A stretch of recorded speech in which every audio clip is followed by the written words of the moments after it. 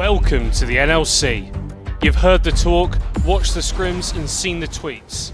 Streamers, LEC players, MSI champions. Dropping the ultimate onto Yanko. But all that matters is what you do on the Rift. And Hurt is going to be killed by some random bloke from Hungary. MSI champion, welcome to the NLC. There's only one league like this, so what more do you need to know? Brought to you by Arozzi, the NLC is hitting your screen right now. And welcome everyone to Arozzi Northern League of Legends Championship. We hit Winter Split and we're hitting playoffs with Fearless Draft. I'm so hyped for everyone that is joining us. We have big matches today. I know everybody's sitting on that side. So it's with a great heart that I say welcome everybody, join the show, and let's see what we have for today. My name is Alexander Maya, I will be your host, and we have a lovely desk today to guide us and help us understand the matches we have, best of 3 cities, and it's playoffs, so it's do or die. It's time to hit the bracket. Let's talk with the desk, let's talk with Foxdrop and Duckling. Welcome to the show. What up? I'm excited. It's playoffs, and we finally get to see Los Ratones in the best of series, which is going to be good. It's going to be banger today for sure. Yeah. I am very, very excited, right? These big teams already heading off. Like, I think we have some matchups that, while I do predict it will be quite one-sided, I think there can be surprises in here. So I'm excited to open the mystery box really of players and see what can happen. Who will be the miracle story this time around, right? The mystery box. I love the way you phrase it. And also, if you want to know what's in the box, well, let's show you the schedule, because playoffs just hit the mark, and look at this, it's a big one. We got the seeding stage during play days, we had 4 of them, and now we can jump into a complicated situation. Let's start with Los Ratones versus DMG. This is the first series we're going to be watching today. Then we're going to turn over to Ready Sack versus Bulldogs, and that's everything today. Tomorrow it's going to be Rich Gang versus Verdant, and then Nord versus Venom Crest. We start on the upper bracket, and then we also have the lower bracket. The teams that were not capable of getting as many points as the ones above are already on the lower bracket. On the lower bracket, it's do or die. If you lose, you're out. So the league is essentially get the seed, get priority. You can't do it anymore, you're out. You're promoted to viewer. It's a complicated one. Yeah, this is it, right? And with the upper bracket starting today, anyone who plays today will have another chance, even if they lose. So yeah, it's not all quite do or die just now, right from the get-go.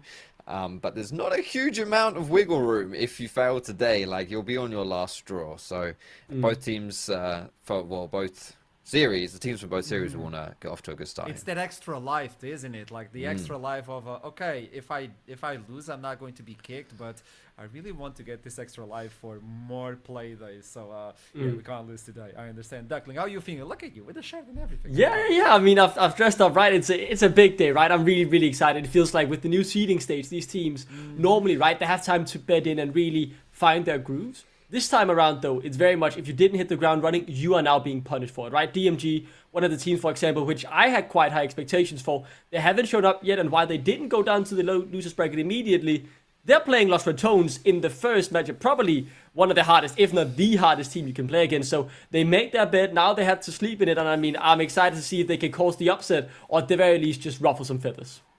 I like the way you put it in. And also, let's talk about what we have. What we had, actually, I want to look into the recap. I want to understand how we got here as well. You were talking about, well, you had to make the bed, now you have to sleep on it. So let's talk about this as soon as possible. But apparently, we also have another thing prepared as well. I'm looking into this one. So we're going to start with the first one, Los Ratones versus DMG.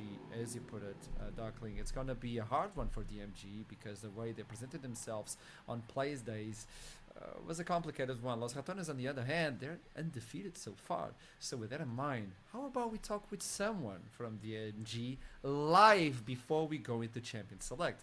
So with that in mind, we'll be right back. Don't go anywhere. I'll see you soon.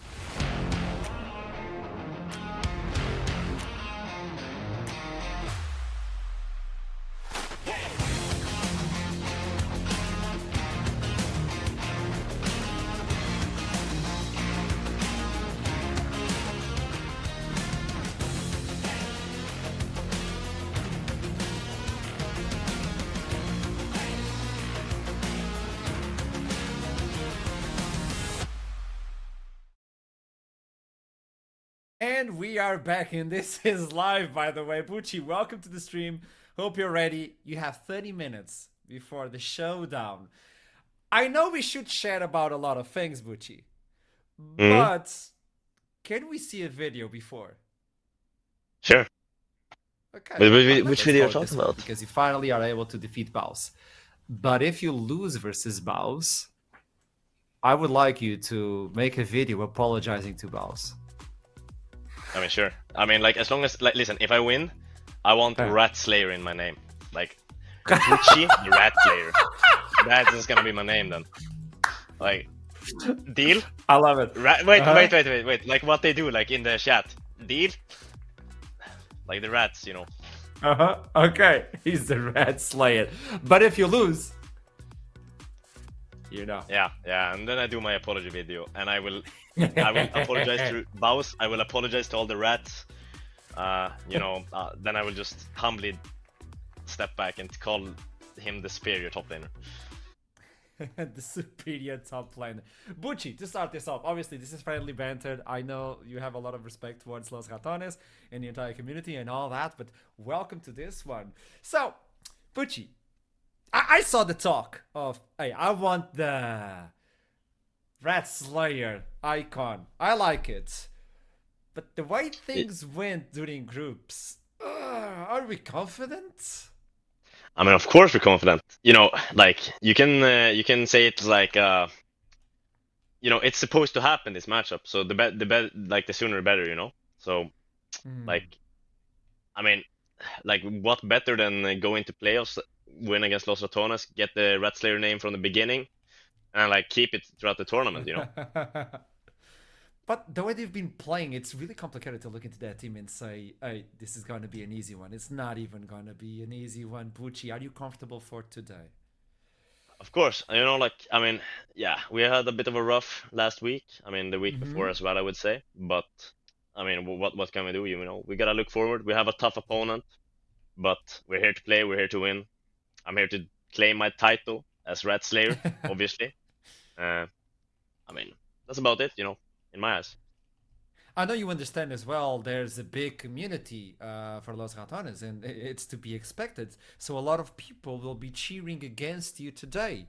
What do you have to say to the non-believers? How can you make this, hey, everyone, I know you're cheering for Los Ratones, but hey, we're still DMG, we're a good team. What do you have to say to them? You know, I mean, there's a lot of rats out there, you know. They're gonna get... I mean, I will promise you this. You know, we will make a match today. We will beat your boys, and then otherwise I will keep my promise and do that video. Like, I can't really reveal any strategies or something. Like, they are the ones who do that. You know, they are the ones who stream their scrims and everything. Like, so I don't really do that. You know. Okay. Hey, Bucci, best of luck. Focus. And from what I saw in the previous split, the Bucci of 2024, I expect to see it today. The fearless and menacing top laner. I know you got it in you, so show me. Cause yeah, I will show you. You're facing a big one today.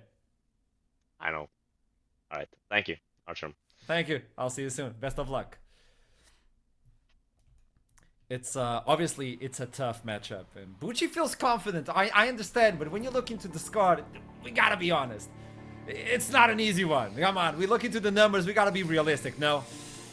Yeah, it is. It is probably the hardest matchup, right? And as I said before, this feels like DMG. You know, this is due to their own failure to really hit the ground running this year after they had such a great summer split in 2024, really turning some heads. In particular, I was looking at Pizza and Bucci to be the two members to really step up and lead the way for this team. And while that hasn't happened yet, we both know, or we all know, what they can offer and what they can play up to in the NLC scene. So they have to do it here, or at the very least show a better form of themselves. Otherwise, I'm gonna be honest, I will be quite worried for DMG prospects of doing good this split. I agree. Fox, your thoughts? Same thing. I want to echo Darklin's statements. I had my eyes on the same two players that Darklin highlighted there. You know, we saw Bucci, we saw Bitzer last split, right? And they did well on NLC. There were shining stars on their teams, even though their teams didn't necessarily perform that well. In my opinion, it's even harder to look good on a team that isn't doing very well, right? And they were always shining parts of their team, and I just thought the play style between these two guys as well would be great, but it just hasn't quite come to fruition just yet. And on the other side, obviously, the Ratones, like, they ain't dropped a game yet, you know, like they kind of got a little bit close last week versus Verdant, right? Like it was pretty close, but even then the quality of that side is just, man, like it is a massive underdog story here. Like look at this from Group A, right? The first 2 weeks, like Los Ratones just, it's not just a 4-0, but 3 of those games were heavily one-sided, and the one which was a little less one-sided, as soon as the Rats got like a whiff of blood in that game, it was over in like 3 minutes, right? Like it was insane. Like the caliber of this team just cannot be understated. I love the way you brought it up, the whiff. A whiff of like any sort of weakness. And for those of you who actually follow them and get to see the behind the scenes, the communication, you remember the players saying, no, calm down, we got the macro, they're making mistakes, we got this. It doesn't matter. We've seen games from them where they're so far behind in kills and they're like, doesn't matter, we got this. Their confidence as well, it's ridiculous. Tell me, Duckling. Yeah, and I think that really highlights the main strength of Los Ratones, because while they have world-class level individual micro players, the best part about them is their macro. I want to say, if you really was to get down to it, Baus is actually their biggest strength in my eye, and how they play around his playstyle. Because the way Baus constantly pushes their opponent's decision-making to the brink, when you then have 4 other very good players who can capitalize on that to the absolute maximum, it makes it so hard to outplay Los Ratones, because even if you beat them in a hands check, you're gonna lose across the map. And that's why I think Baus and the way they've managed to play around Baus is actually Los Ratones' biggest strength in my eyes. Okay, we're diving into this one already, but we still have a few things before we move on into the head-to-head between both teams. So, what I want to do is give you an opportunity back at home to participate on the show itself. And you might be wondering, like, what do you mean? Head on to Twitter, hashtag NLCLOL25. NLCLOL25. Send us your tweets with, who do you think is going to win? Why do you think this team is going to win? Or maybe share a picture of your dog, your pet. We'll write them up. How are you watching NLC? Like, how's your setup? Maybe we can try to find the chair and give it back to you, because I don't know. I don't see a chair on Foxtrot. Like, that chair doesn't even look like a chair. So with that in mind, send us our way. How are you watching? How are you feeling? And then we'll try to show it on the live stream itself. So participate with us, because this show is also your house. It's not my house. It's not their house. It's all our houses. This is a big community, and I would love to hear from you because you're part of that community. With that in mind, let's talk about what's going to happen today. DMG and Los Ratones, but are you aware of how they got here? Take a piece and take a look. DMG has always been known as the team that builds up regional talent. He's getting dived in the top side, going forward, trying to take down Malky, but will fall to Kiki, who isn't able to survive. Promoting in-house development, organizing community tournaments, and doing their best to give their players a shot at the highest stage. But this year, the stage at NLC is bigger than ever. Interesting one. Who's potentially not going to be a fan of what DMG are doing to him. Bitse just jumps on top of him. The talent is there, but the synergy is still a work in progress. Right now, there's no more time for that. In the group stage, they managed just 1 win. Will fall to Bizguard as Bitse and Bucci are going onto the backline. Facey's been able to get a kill on the Jarvan as well, and Zuhi pops the Emperor's Divide. Even though these players have experience in word the talk of the town on the previous split, such as Bucci domination on top lane, questions have been raised, and so far the only answer has been the determination to push forward. On the other side, they face an opponent that made all questions disappear within a day. Introductions aren't necessary when your players have faced world champions in their first big match. Not only that, but their competitive experience matches their solo queue prowess. That's a little harsh with the phrasing, but hey, it made more sense with the name of the ultimate. Bounce keeps farming. He's not backing away, of course he's not. Solo queue is a different battlefield, but keep in mind all these players have stepped on giant stages. A team known as Los Ratones rises. 4 wins, no losses, as Baus says, 100% win rate professionally. They've had their slips within the rift, but their power has been undeniable. And that adaptability only gets stronger. You might say this is a David versus Goliath match, but didn't David win in the original story? DMG has 1 chance to shake the cage. The Rats are hard to keep locked in. Can they do it? Or will the rat reign unchallenged? The table is set and we're about to get into a big dinner. But before that, how about an introduction? How about something a little bit more sugary? Oh! Oh, what is this? What is Oh. this?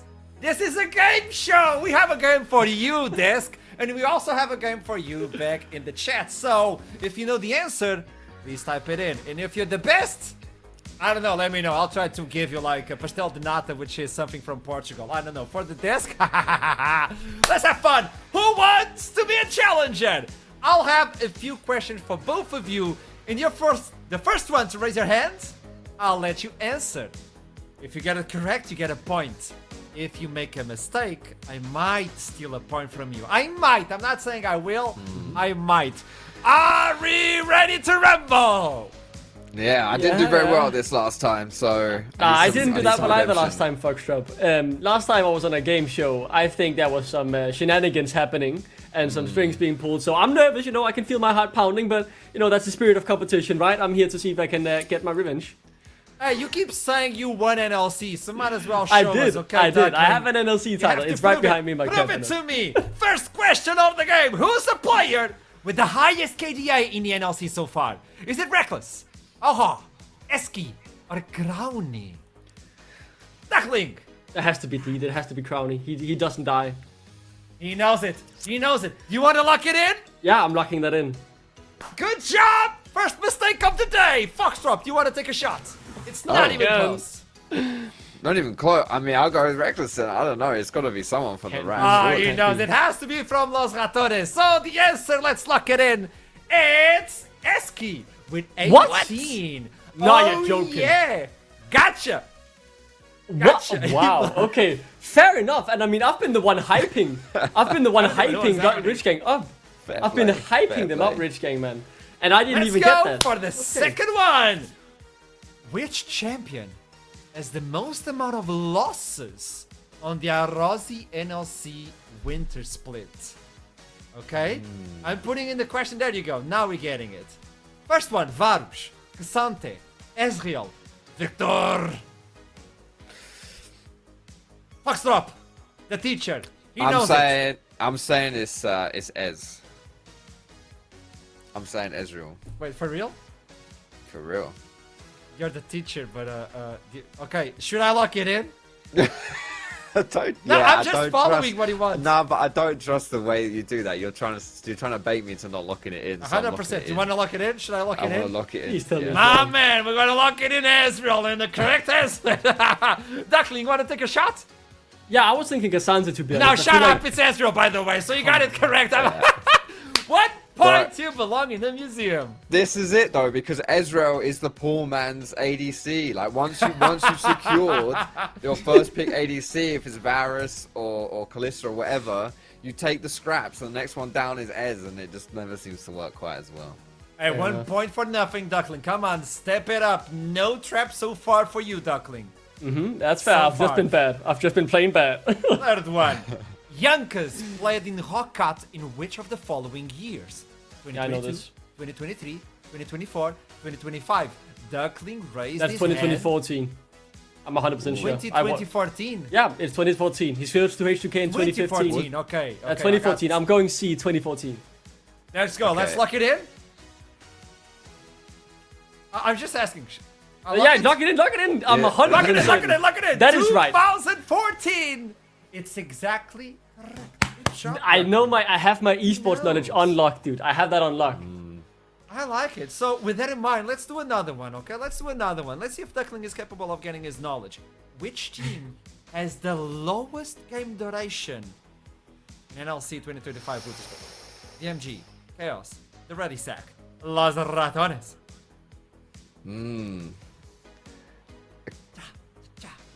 Oh, is that a hand raise? Foxtrot. Yeah, Is this that is it? my hand raise. Oh, I 'Cause was my, confused. See, Okay, my sorry. camera's in a weird spot, so if I actually I raise think my hand, I you made can't mine pretty tell. clear. I don't Okay. know. Should it be Duckling? Go on, Should give be it to Fox? Duckling, because you know he struggles in. I Okay, am production gonna told go- me Duckling. Yeah. Okay. I'm gonna say B, and I think it's Chaos. And I know this is gonna sound a bit self-deprecating, but I think it's because they lose so quickly. That's a bit rude. Are you man. sure I'm you sorry. wanna I lock love that you, in? Chaos. I love you, but man, I think it's Chaos. I'm sorry. Should I lock it in? Yeah, You lock wanna it do in. That? I'll Are you apologize. Yeah, lock it in. Okay, I'm gonna do this once. I will allow you to change the answer if you want to. You did Not this to me bringing any last sort of time. PTSD. I'm just did- saying, if you you are want to lock bringing it it in, I'll up, lock it man. in. I'm just asking, do you want to lock it in? Yeah, I'm sticking with my guts. I'm standing by the I'm man I talking am. about. Duckling, I like the confidence, and I like what you said, But it's wrong. it's wrong. But it's wrong. Look, listen, I'm on to you. I'm on to you. Every answer so far has been C, so it's got to be the Ruddy Sag. No, but surely not. Wait, That's no, some pretty it decently hasn't. long games. Has Yankos it? 2014, Ezreal was Yeah, C, yeah, but- and I don't know what, and Eski was C as well. So Ruddy Sag, lock it in. Yes, I it mean, I know is. I'm right, so I'm literally, I've read you like a book, The bro. ready sack. Is it actually though? It is. It is. I Okay, thought they well, had there some you go. longer games, to be honest. I thought I they had was some pretty long games. wondering when someone would finally get this. Question number 4 has been made, and now we get to the hardest one. How many Bulldogs points is had this an game? interesting interview on day 1. What was the name of the dog? Oh, easy. Toby! Know me. Thomas. Tommy. Toby. Kissing. Toby then. It's A. It's A. Okay, Duckling, wait, I don't wait, think wait, you hold raised on. your hand. No. I haven't raised I my think it's hand. Foxtrot. Yeah, fuck It's not. no. It's C. It's C. It's C. It's C. It's C. You think I would do it again now? Yeah, He would No, definitely, but he it would is. definitely It do it is again. We Tommy. both know that. We both know that. It's Tommy. I thought it was Nomi, and the fact that Nomi's not on there means it must be Tommy. So Come on, Tommy or whatever. Tommy or Toby? It's not Toby. It's Tommy. Tommy. It's Tommy? Yeah, it's The C. answer Please is... tell I think tell you him it's guys wrong. have spelled it Kissing. wrong, but I think that's his. Can I get a, like a Kissing. backup? Can I get a? Did you say the answer, or could I get a backup guess? Okay. Give me a backup answer if possible. Okay. I mean, I would have gone Kasing D because it's fun. No, I just said Kasing because Kasing was watching the interview on the chat and he said his name should be Kasing. I thought Cayman would be the type to say that, like, oh, that's my dog. It's you know Kasing, but okay. No. Was it right? Just Was giving the answer praises right from to Kasing. Foxtrot? Foxtrot went for C, right? C, yeah, for C. Yeah. Okay. Backup Is it answer. C? Come on, Duckling. Backup Is it answer. It's Tommy. Come, dude, Because the production was I'm about never to put participating in a Kasing. game show again. Even when you don't bring it against me, I just get smacked, man. What do I do? I tried to make it easy. I brought in esports knowledge, NLC knowledge. Come on, man. Yeah, and I like to say I know the teams like you know the palm of my hand, but apparently, Apparently you don't. apparently I That don't. means Yeah. Foxtrot, you're the winner for this one, and you're tied up with Middlecott with 1-1. The winner, I'm gonna let everybody know. Okay, I provided this. The individual who wins game shows will be invited, and everything will be recorded on a one-on-one romantic dinner with all-you-can-eat sushi. With who? Me. Can I change my answer? It's B. I'll gladly take take C, Ashram. You know, I do like sushi. I'm a big nigiri fan, to be honest.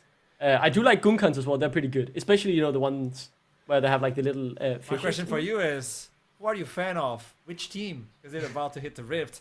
We have a few minutes Hell before yeah. the big match, so let's talk about both teams. We're going deep into the analysis. Might as well understand how they play and how can they thrive. We know Los Ratones 4-0, undefeated. They've been unshakable. As you stated, Fox, there was a moment. But the thing is, it didn't last a long time. For DMG, they've had constant moments of what is happening. So let's talk about DMG. Let's start with them. Where can they win this match from? I want to understand that if possible. Yeah, well, you saw in the interview with Bucci, he said he's a superior top laner.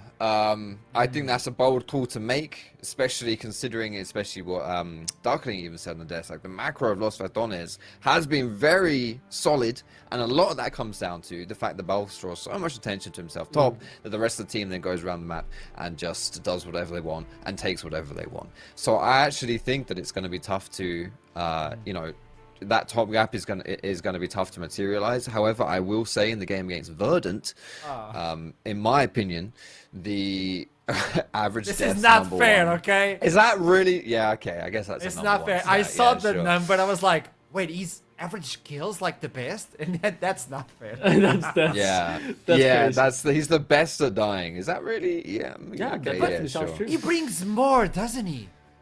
Yeah. Oh, absolutely. So much more. I mean, the thing is, right, and it's something we just touched upon briefly, it's the way that he requires attention constantly from the opponents, and especially at this level, right, where teams, they aren't always perfect in their decision making, and there will be some, windows that people can capitalize on, and Baus always forces these split-second decisions to be made, and, from that, windows will open, and that's what Lost Ratones are really good at utilizing. So Baus is really the one opening the door for the rest of Lost Ratones to capitalize on the window that he's opening. I like it, and when I saw all those VODs, I was wondering, like, how can they use this unique gameplay and playstyle? And apparently they've been thriving on it. If they call all the attention towards the lane, they instantly go for another objective. They instantly go for something else. And with this in mind, by the way, feats of strength are different, correct? If I'm not mistaken, we're playing with a version where you have to get 3 kills. It's no longer the first one. Yeah. So things are different. This is important. Yeah, yeah. But that actually just works in the Rats' favor, no? Like, Yeah. if Bells is gonna die for first blood every game, it's not as big a deal anymore, right? Because the first blood isn't one of those win cons or those feat of strength conditions anymore. You need 3 kills, as you say. So, yeah, I think honestly, it's definitely a David versus Goliath kind of situation here. I mean, we did see Verdant do. They certainly made Lost Ratones bleed, but I think DMG have just had far too many struggles so far in the group stage. They have had a week to like regroup though, right? So Yeah. perhaps in that time they kind of figured out what to do. And look, let's be honest, like if the most amount of tape on any team in the NLC belongs to Los Ratones because they stream all of their scrims, all of their action, right? So if you're going to devise some strategies by doing your research, then yeah, that could be something as well. Like, I think the way you could best phrase it, that Verdant versus Lost Ratones game, it was very much, like Avengers Infinity War against Thanos, with everyone fighting tooth and nail, Iron Man, right? And it was all that for a drop of blood. All that for just a little bit of, we can hurt them, but you can't beat them. And I genuinely believe that there was never a second of doubt that Lost Ratones would come out on top of that game, simply due to their superior macro. And until some team manages to match them on decision making and match them on macro, I have a hard time believing teams will beat them. Yes, they can beat them individually on small macro fights. Yes, they might win some team fights. And obviously, I would say if you're DMG, you're looking for a way to cheese this, right? You're looking for some different strats that Lost Ratones aren't expecting, because I don't think any team currently can beat them straight 1-to-1 in terms of macro. So you need to find something different. You need to find that little gateway, that little window where you can have something that they aren't prepared for that you can then utilize. Okay, I'm listening to both of you, and now I wonder, is everyone in the casting team agreeing with that statement? We did some predictions before we started off this week for both matches for today.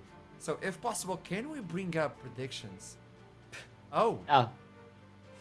I see.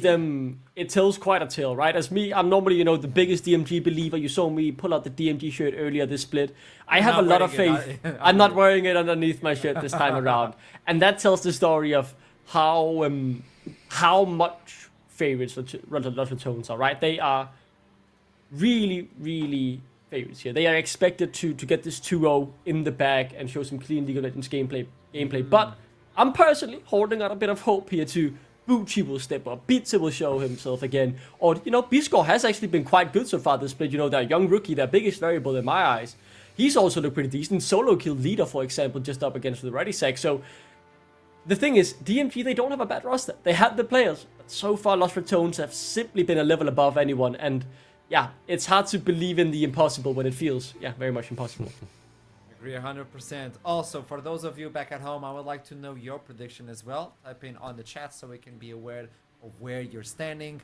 And talking about Fearless Draft, this is the first time we're going to be looking into this Fearless Draft, at least on the NLC. It's going to be massive. Is the MG ready? Because we know Los Ratones are ready. They've been screaming non-stop versus so many teams, and they're comfortable with a lot of champions.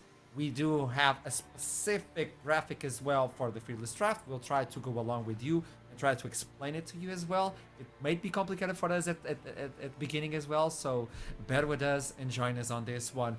I would like to highlight that Unending Despair is available again. It wasn't available on the previous week. Now it has been fixed, but Mel, who has been released recently, is not available. So no bouncing back and forth, some spells and all that. Nah, none of that. We have the normal champion so far, and until she's available, because I know she's going to be disabled throughout the entire patch. So until she's available, I'll let you know.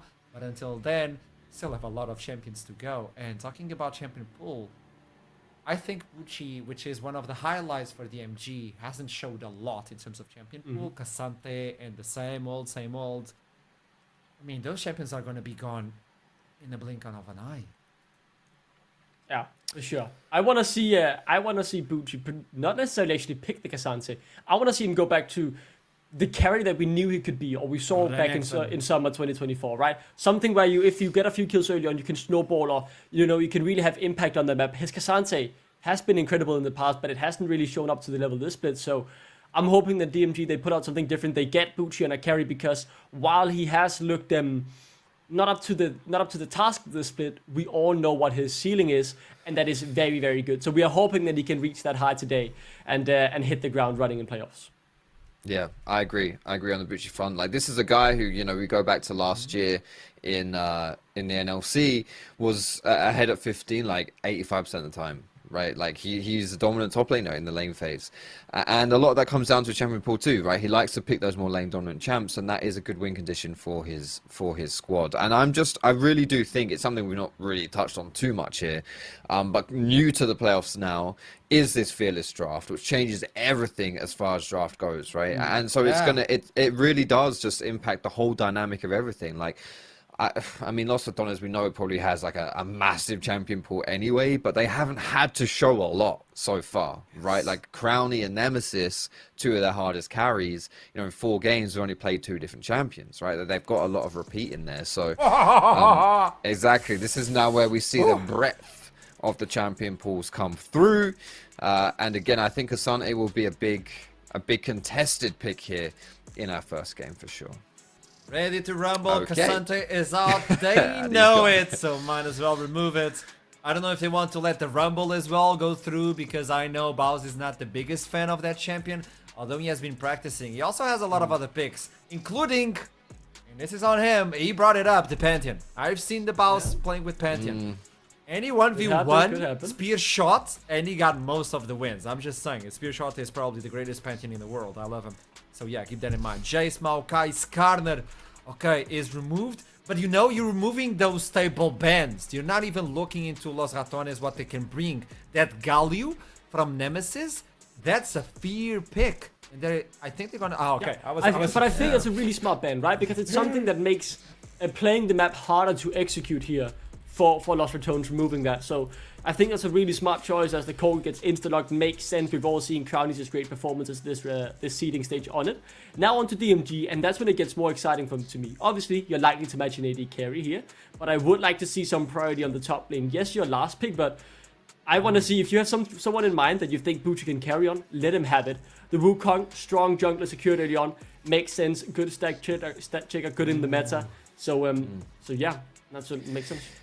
I think also we're going to have to play some mind games here in draft, okay? Because bear in mind, this is not just fearless. We've got to have like pure fearless form, okay? So in the past, when you've seen fearless, if your team has picked a champion, your team can't play that champion again, right? But this version of fearless, if any team has picked a champion, no one can play it. Right, so you want to play champions that the other team wants to play too, because then they are not going to get their hands on it in future either.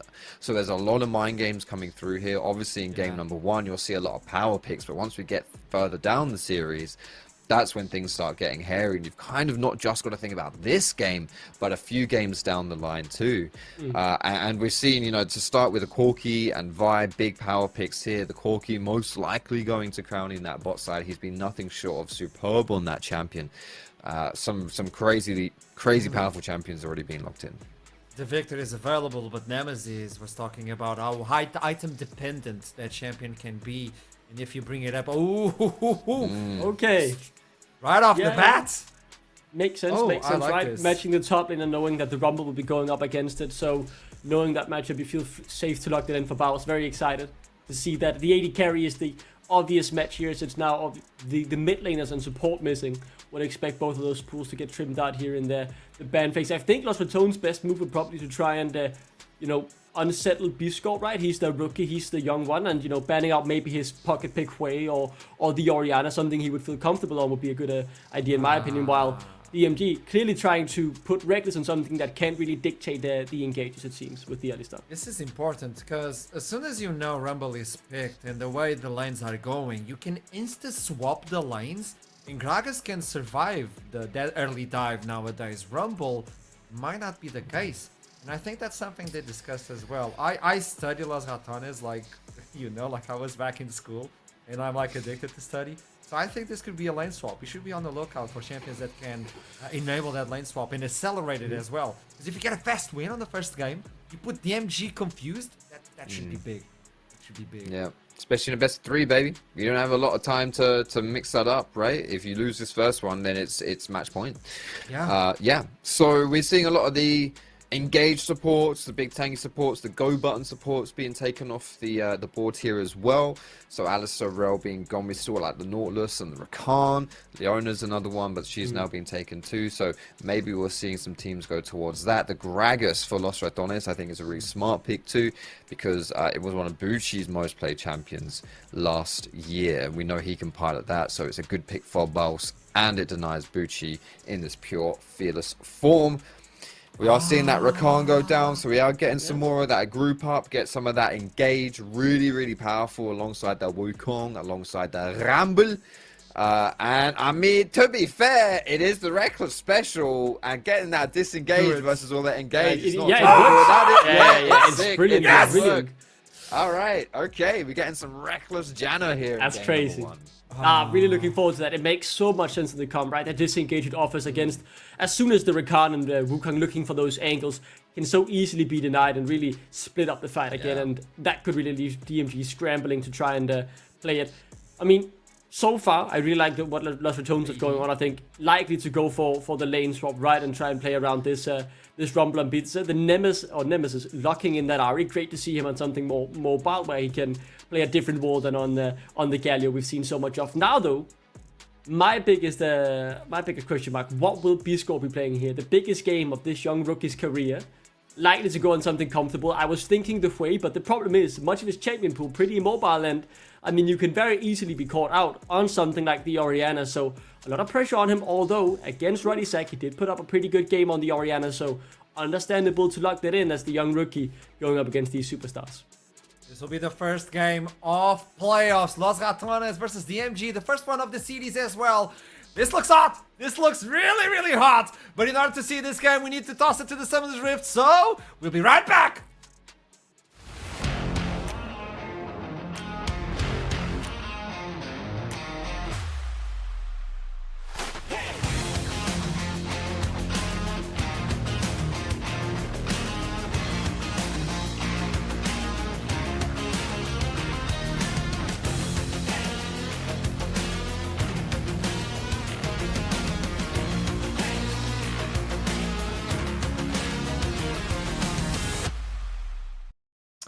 Hello everybody, we're getting ready to go into our first game of this best of 5.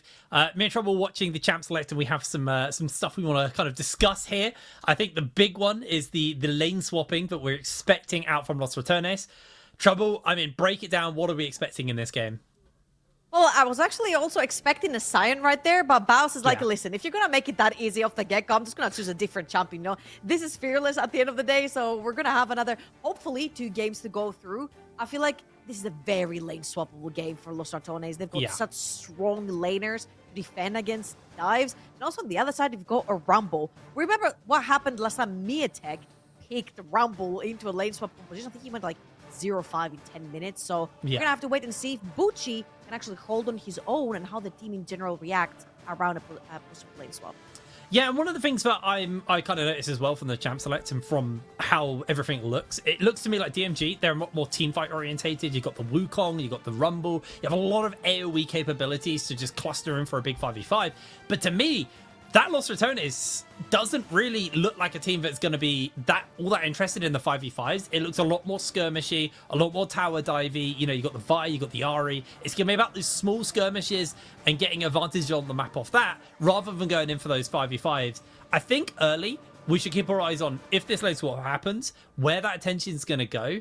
And then something that we talked about a little bit off camera is the Biles is so good at pulling attention towards him, and then his team are just so good at them doing something on the other side of the map away from where all that action's going on. So I feel like that's probably going to be the game plan. A little bit of a yo-yo effect here from Los Ratones, like we saw them do in the group stages. Yeah, absolutely. And I feel like every single one of their members is pretty safe with the picks, like we've seen, especially after Ari after level 6, very safe over in the mid lane as well. But Brain, we're jumping straight into our first Fearless game of the entire year here for the NLC. And let's see if actually, usually we see very early on in the game, if there are teams that are going to be lane swapping, teams will be bunching up as 5 members to try and get as deep inside the enemy jungle to drop wards towards the lanes to see where the AD carries are going to end up. What's interesting is Bols is actually topside. He looks like he might not be going for that lane swap. I think he's just going to play the Gragas as the great neutralizer that we know him. Champion is very good at just kind of catching waves under tower and then not really ever having that much kill threat on him. So looks like that's going to be the game plan here for the side of Los Ratones, and not quite what we expected. So now, as we transition away from the idea of a lane swap, what do we think is going to be the game plan? Well, first of all, I also wanted to mention that Reckless on a Janna. What in the 2018 flashback is this? Absolutely one of his favorite champions. He's mentioned it himself as well. Now, when it comes to the game plan, back to your question, I feel like DMG have a pretty good engage-heavy team fighting composition with the Wukong, with the Wongbo combo together with the Orianna ultimate, the big laying of the red carpet coming in from Rumble. There's a ton of damage from DMG. However, Los Ratones, due to the nature of the composition and how slippery they are as champions and all of the utility that Janna provides to the composition, DMG are gonna really have to make that damage stick. So flanks from Kalmsky onto the Rakan, flanks from Bitche, finding the backline, CC that's gonna drop onto members. They need to make sure they pin down one member and take it down. Not like that. Well, we're seeing an immediate fight. Crowny goes for the Valkyrie forward. Karmsky going low. Reckless is just looking to finish it up. The shield comes in. The auto attack doesn't quite finish it. Karmsky is able to survive as Crowny has to jump away with the flash barrier used as well. Now Fitski is eating a fair amount of damage here from Reckless on return, but with the pots going away and ticking the health bars back up, it looks like everyone's going to be chill for now. But I want to turn your attention to the minimap because look at where the junglers are. Velja just skipping his red side and is actually looking to come in. There is a ward above him though. Los Ratones, let's see if they can find this first blood with the Vi. He got spotted, but I think it's way too late. There is no flash on Rakan, so W is the only way Kamsky can actually get away from it. Velia sniffers that something is actually not going right here. He have been spotted, and he's probably just going to continue clearing the bot side of his jungle. However, job well done right here from the DMG bot lane. They do not get ganked, they do not get flanked, and also they have wasted time, very precious time, of that Vi in the early game. As you can see on the minimap, as you mentioned earlier on, Bitze already done with his full clear on the right side of the map. And now he's going to be able to pull back the base, refresh, grab some few components over in the early game, and potentially try to get some impact on the map early on. He may have a little sniff around to see if there's a gank on boss, but I don't think that's going to be happening. He's going to turn his attention towards the crab. Does now mean that Velja, after that play bot lane, is down on tempo to Bitsy. Bitsy will be back on the map with a buy before he is, as Bucci losing a lot of HP, but I mean he's still got a reset to go, and Bols actually lost a fair amount of HP just taking that trade there versus Bucci. So let's try and maybe grab one more wave off and then maybe get another reset in, which is a little bit awkward.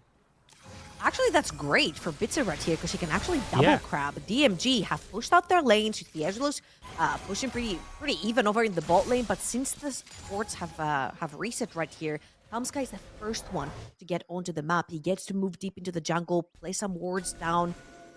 Bitzer is pretty much free to take both the Scuttle Crabs right here. So Velia's early game aggression has costed him a little bit. The 2 Scuttle Crabs from now on However, I'm a very firm believer that Vi sucks. I'm just gonna say it as it is. Like, this champion is just a plain solo queue champ.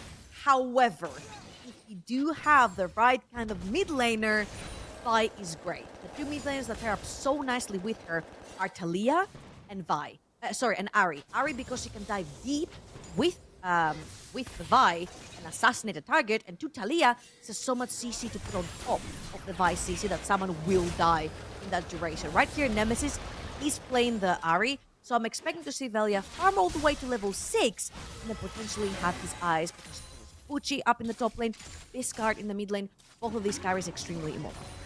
Yeah, absolutely. And I mean, taking a quick look at current like economy, almost not money. I mean, like summoner spells and stuff. Obviously, with Sky burning that flash in that previous fight, Crowny has got their barrier back since that last fight happened, but is still down a flash, so they're susceptible to something like a Bitsy gank, depending on where Vilja goes. And again, DMG are probably aware that Vilja's going to be looking towards mid or top. He's going to be looking towards his solo lanes as his gank opportunities.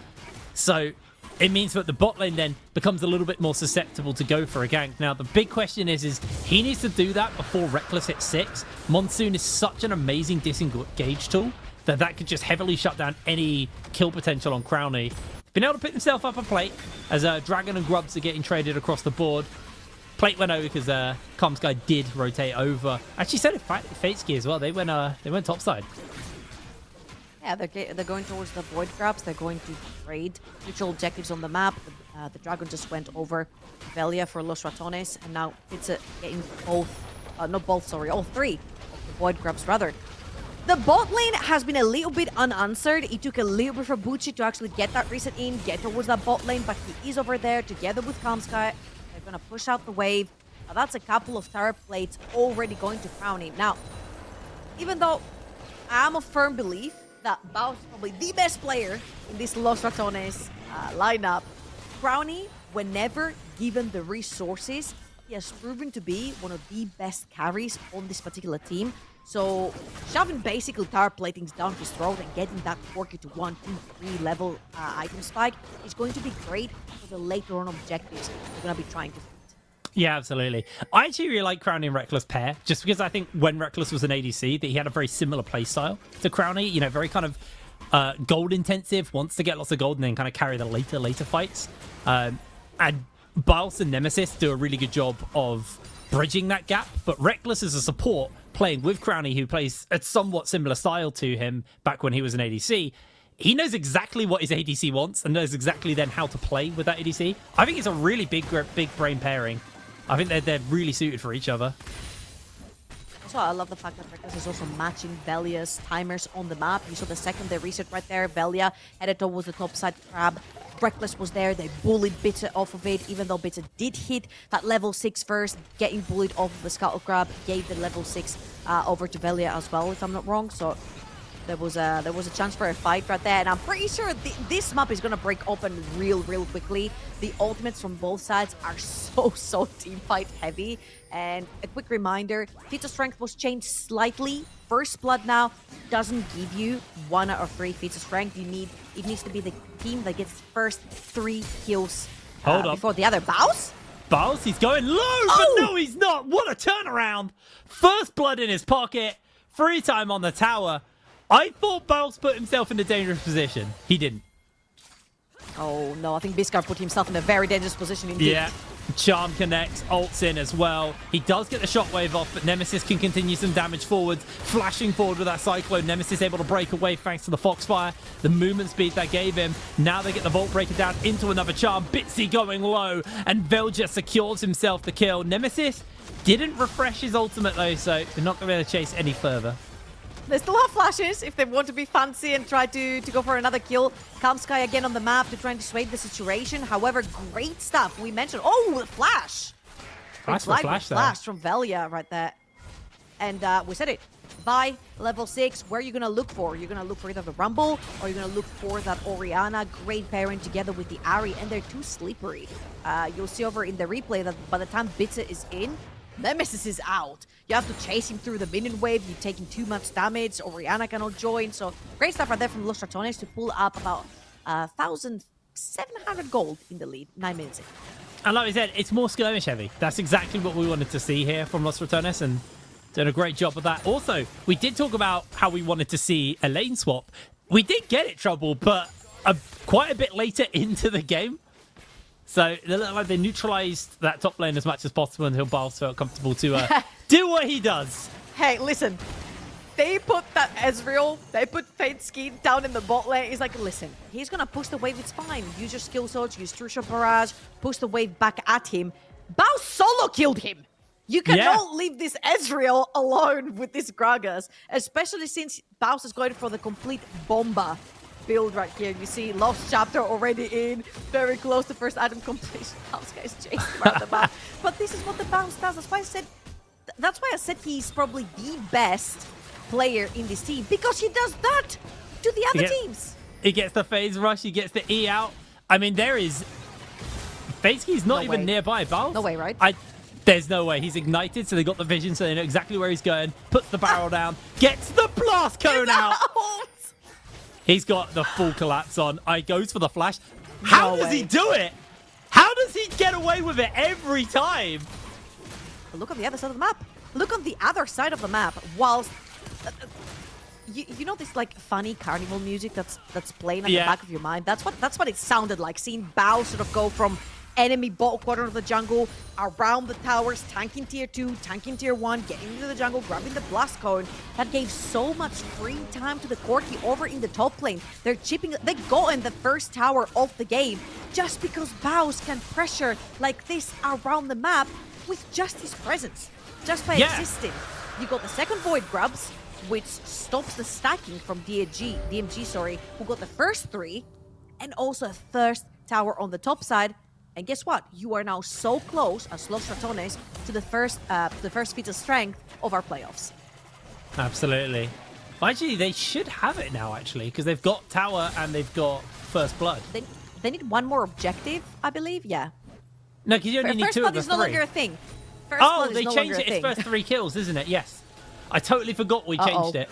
Well, I think that might be the first kill they're looking for. Biscard locked in place. Feat of strength unlocked. Beautiful kill there from Los Ratones. And yeah, it just keeps arcing back to what we were talking about. Baus brings attention towards him and his team go and do something else on the other side of the map. Make it work for them. And the fact he got away from that and didn't die is absolutely insane. He played that so well. Nemesis is able to soak up some of this pressure. And there it is. Another turret in the pocket of Los Ratones. These guys are looking incredibly strong right now. Also, you were mentioning earlier on how skirmish heavy Los Ratones' composition is right here. You've got 3 very, very strong first items coming through from Los Ratones. Of course, they see champion, they can engage champion, they can dive champion. It's not just the skirmish ability that they have, but also how mobile they are around the map and how they can pretty much jump 3 screens, all of them. Well, except Janna, okay, I'll take her out, but 4 out of 5 members can literally jump from half a screen away onto any member from DMG. So DMG are going to have to be extremely careful with their vision. Big charm. Facekey goes down, and that is just enough to secure the kill and some tower plates for themselves. This could easily be a 13-14 plater here from the side of Los Ratones as Baus gets a carpet laid for his escape. Velia coming in, looking for Bitsy. Does go for the Q over the wall. We'll see if there's anything going to come of that. As right now, I was watching Crowdy farm. Looks like a flash came out from Bitsy to get over the wall to safety, but Velia blowing up that monkey, doing serious damage to him. And Los Ratones, they just control the tempo on the map. Bucci goes forwards with a flash onto Baus. Baus is able to walk away. That is going to be all the plates. 15 plates over to the side of Los Ratones. They have a 6,000 gold lead. Almost 7, actually. Wow, okay. I feel like the Des was talking about this earlier as well. The macro that's coming in from Los Ratones is just so suffocating for a lot of the teams in the NLC. We did mention how, in general, the NLC stepped up with all of the incredible players coming in that we all know from LEC, from other Tier 1 leagues. However, all the other teams are going to have to step it up too. That was a fantastic old charm landing from Nemesis, and the tornado on Kalmsky's W on that Rakan as well. Reckless cancelling out any potential dissuasion right there. Oh, and he ends up hitting another one. It's just add insult to injury at this point for DMG. He's so clean with it. You can still see that Swifties are absolutely broken with feat of strength. 3 players running around with Swifties right now on the side of Los Ratones. Also started work on those second items. Baus has his Cosmic Drive finished up. You got the Sundered Sky onto Velia, where on the other side, you know, Biscard hasn't even got a fully stacked Archangels. There's no Triforce onto Fateski. It's a Leandries and a Triforce onto Bucci and onto Bitsy, but like they are lagging on the item front. It's 28, almost 29,000 damage gold in the pocket of Los Ratones to the 22,000 that DMG have. I mean, it is possible that DMG can make a pick, right? They have a lot of burst damage with, Yeah. With the ultimates from Rumble, Wukong, or Rihanna. If they land at the same time on one person, and Reckless is nowhere to be seen around that area. Oh, Nemesis. Well, Bucci hit by the charm, caught with a knockup, CC'd for days, and down he goes. Now Baus has Baus. got 2 on him. No One way. of those is a monkey clone, but the phase rush is giving him the movement speed, the Q slow onto Bitsy. He just keeps getting away. He's so hard to pin down. This must be so frustrating for DMG to deal with. Baus is just literally running circles around them, and he's 900 gold up. He's doing this, and he's 900 gold up. They played a fantastic graphic earlier on the desk as well. This guy has 5.5 average deaths. He dies more than 5 times every single game. And he's still up in CS. And he doesn't go minus or gold at 15. The team knows exactly how to play around the pressure that he creates around the map. And for DMG, this must be so frustrating, not understanding how to deal with it. Oh, it's a, you can't be scared of a Janna. Oh, well, the Come on, problem man. is typically if Janna's there, someone else is also there. Bitsy didn't realise, but there actually wasn't anyone else there. But again, lack of vision due to them being so heavily shoved in. They've lost 2 tier 2 towers. They're about to lose their third as well, as Los Ratones are just going to open up onto this one. We are 16 minutes into the game, and the only towers that are going to be remaining after this one are the base towers. This is an unbelievable just masterclass from Los Ratones on how to play a very aggressive game and using your map rotations and using the Baus to be able to eat all of the pressure on the map. That is a 10,000 gold lead 17 minutes in. DMG started the Rift Herald, Baus spotted them, and then they just bailed. Baus is 3 levels up on Bitter. Baus is 5 levels up on Kamsky. Simply just one Bomba ult is just gonna delete everyone. And honestly, if you're gonna go for the Bomba build, come on, man, give us the Ludens at least. Do you know make what's it crazy? proper Bomba. Oh, wow, Nemesis, good charm. We haven't actually seen Reckless use Monsoon once. That's how clean these fights have been. They haven't had to have the healing and the big knockback from the Janna. At this point, Reckless might as well burn a flash and do like the Insect Monsoon if he can. Because he's just not getting the opportunity to use that. I don't think there have been any fights, to be honest. I feel like this Well, has there's been very... skirmishes, but it's been Yeah, picks. I feel like this has been very one-sided, where it's like, oh, Los Ratones locking a target, target acquired, target dead. That's Move the thing, on. yeah. It's like, They haven't had to worry about their health bar because they're killing one person at a time with like 3 people. It's always very, very well calculated by Los Ratones, and it's paying off. I mean, look at this. They're moving on to their third items, while the first items have only just been finished up for DMG. You now got a Zeal. Actually, Cranny's almost got his rapid fire cannon. Like that base, he bought a Zeal and the slingshot. He is so strong right now. Only Reckless has upgraded his boots, though. No one else has gone for their tier 3 boots. I guess when you're just this far ahead, you just want to slam money on items and just get complete items. I mean, it also counts, right? Especially when you can move faster around the map. Yeah. Oh, they found Bitzer in his jungle. He forgot this is not his jungle anymore. Yeah, Bucci thought that he was going to finally get his pick on Biles, but Biles is able to lock him down, throws down the cask as well, as in comes the backup. Carpet's laid down, but it's not really doing too much as Biles secures himself his second kill of the game. And DMG are just left scratching their head on what to do versus this team. They are just unbelievably formidable, as Biles may just be the first death for his team. No! There's the Monsoon! True Shot Barrage comes out. 0 deaths still. Los Ratones holding on fast. I'm not gonna lie. I feel like he's ruining his death's average stats right now by he's just killing it. by just refusing to die. Also, Reckless using his ultimate. as you mentioned, for the first time the entire game. And I actually wanted to say that obviously Los Ratones are coming into the NLC as the pure favorites of the entire tournament, and that is fair enough, especially with the names they're provided in the roster. However, I want to see if they actually do get excited when they do get ahead. They're like 10k gold in the lead, more than 10k at this point gold in the lead. Do you get excited? Do you overextend? Do you make silly plays? Does the Baus E into 5 people? He does, because he has the whole cavalry behind him. Oh. Well, the cast comes out, but they're going to continue to chase forwards here. That is the lockdown onto the Ezreal. He just disappears off the map. Nowhere to see. Absolute annihilation. All right, deep breaths, DMG. It's sad to say, but the game is pretty much over right here. I feel like DMG need to go back to the drawing board. You do have at least Bitsy catching the wave? I think he's just catching his jungle. Not that he knows that everyone is done. busy. He's done. Yeah, I like, think you're listen, right. This is the first time my jungle is unattended. I'm going to spell. Hey man, that gets him closer to that Yes. well, half an item. It's not much. True Shot Barrage does clip onto Crowny. Baus finds himself caught out by Bitsy, throws out the casket, in comes the cavalry. Immediate lockdown onto Monkey. Bizguard has to go golden, but it's not going to last for long as they chase forwards. Reckless is going to be the one to get that little kill as they continue to chase forward. Baus taking a couple of tower shots. Down goes another inhibitor. Nemesis throws a charm out. Doesn't hit onto Fateski. They take the portal out to safety. Crowny's going to take a pink ward on the way out as well. 10-0, 21 minutes, 2 inhibitors down.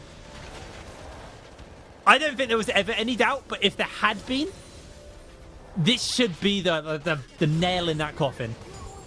Yeah, that is clean League of Legends coming in from Los Ratones. Of course, DMG are coming in, not as the favorites, as we're seeing this one more time. Baus walking up forward, threatening, seeing if he can catch anyone. He catches 3 people with the ultimate right there. Beautiful stuff. 2 people, sorry.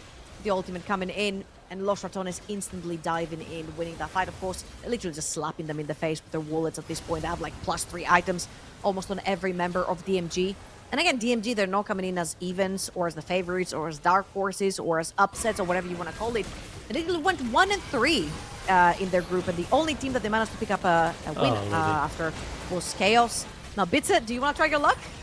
He's thinking about it. Does get spotted out by the ward. Charm goes wide. That should just be the secure onto Atakan. As that monkey's in danger. They find the knockup on Ibuchi as well. And Dragon's not necessary. The teleports from Baus into the base.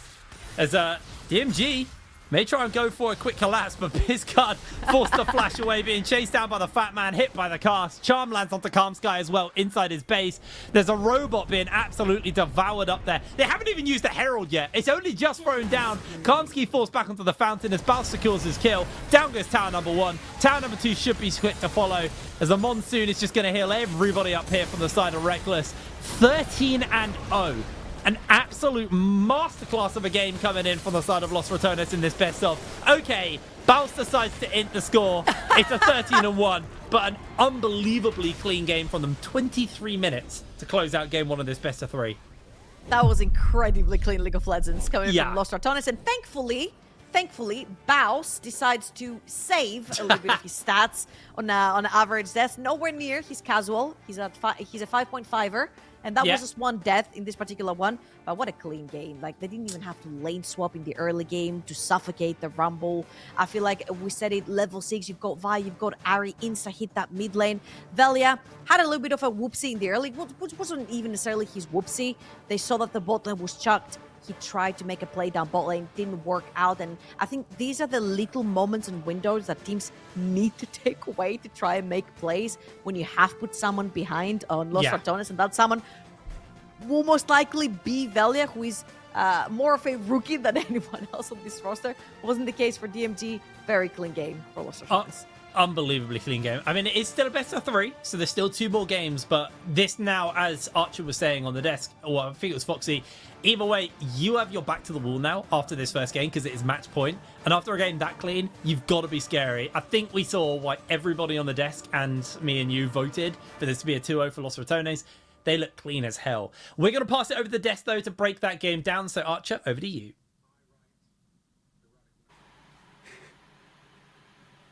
Oh yeah. that was spicy. And we heard from Bucci saying, "I'll make an apology video." Oh boy, think about the script because things are looking tight. No, okay, let's talk about this. Let's be serious about it.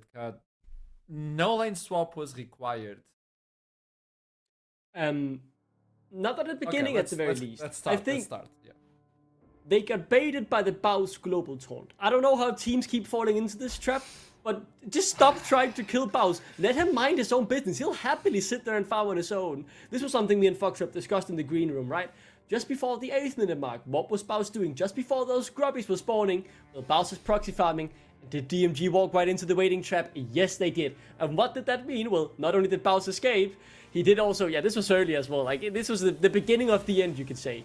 A nice little solo bolo to start of the day. Gragas, incredibly fun champ. Baus having mastered it to perfection. This feels like, you know, the Zeus play against Hansama at Worlds last year as well.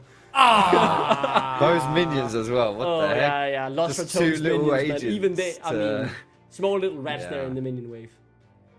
Yeah, I mean, when you can solo kill the ADC for first blood, that's always a positive sign. Yeah, for sure. And Baus just did Baus things again. It feels almost just. I'm almost annoyed. I find myself annoying saying this, but it's again. Baus is doing Baus things, and I just don't get why the teams are so Messi. gravitated towards The Messi him. of League of Legends, man. I mean, the thing Why? is, it feels very much like watching genuinely like Barcelona back in 2014 when Atletico Bilbao and these teams would send 10 members to just try and bodyguard him. And it wasn't enough. I mean, still, you see these situations, right? 3-4 members trying to get something by killing Baus, and he escapes. I mean, you catch yourself being frustrated, like, how does this keep happening? You're sitting here. This is the 5th, 6th team now trying to do this, and you say they can't keep getting away with this, but they keep getting away with it. And even cleaner. This game was phenomenally clean. 50 minutes in, there were no outer and tier 2 turrets remaining.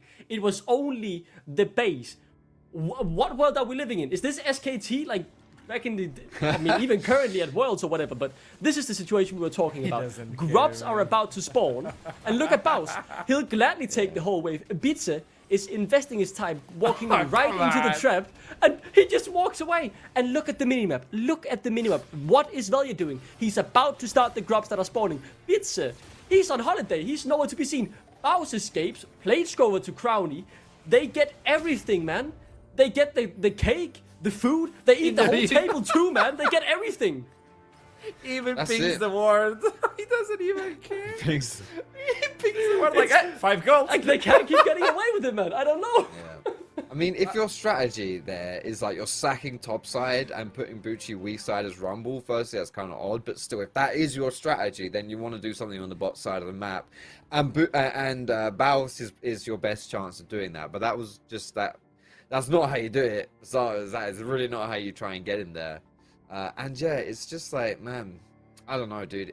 He keeps getting away with it, as you said. And when you come into the next game, like, Baus's strategy often means that he dies a lot, and his direct lane opponent will get strong.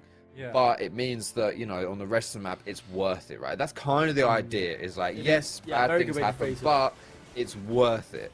But there were just no trade-offs for Los Ratones this game. DMG were getting nothing, right? Couldn't even get the Hail Mary, right? Couldn't even make it a 50-50.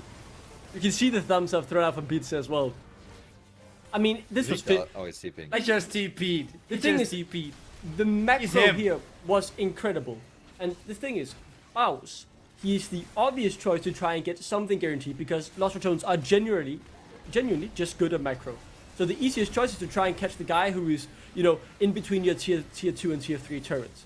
And when you even fail to do that and lose, 500, 600 gold worth of things on the other side of the map, the game can very quickly be decided. We had a dancing shitty, but obviously Baus, right, couldn't end his game without a death in the calendar, dies in the fountain. I mean, I can't That's believe we're sitting here classic. analyzing this. I don't know how to beat Los Ratones, man, but you can't keep falling for this Baus traps. It No doesn't one work. does. It doesn't work. They all fall for it. Like, he has a global taunt, Asha. What the heck? Look at it. Look at the Bruh. damage. And you know it, okay? I've been watching this individual ever since 2019, if I'm not mistaken. A long time viewer. That was it 2020. I don't know. It was a long time from the beginning of YouTube, of his YouTube. But the idea is, I could hear his voice when he got ganked by 5 and he escaped. He was saying, "On me, guys." I know he said that. And then he needs to die at least once, and he does the arm thing just to be, oh, yo. And he's just happy. And at the end, he's like, look at the damage, look at the damage. He's gonna say it. The global taunt is a reality. It's like he is Teemo in real life. They have to go for him because there's a global taunt. But he's comfortable with that. Meanwhile, his team is just taking objective after objective because you have someone like Heckless knowing like, hey, we do this, we do that, we do this. This is a complicated situation. I look at DMG, and obviously I'm praising Los Ratones, but we have to look into the big picture. 23 minutes. DMG are against the ropes. As a broadcast, we have to look into this and say, what can they do? And so far, no team has been able to get a slimmer of an answer towards that. What can they do with 10 minutes?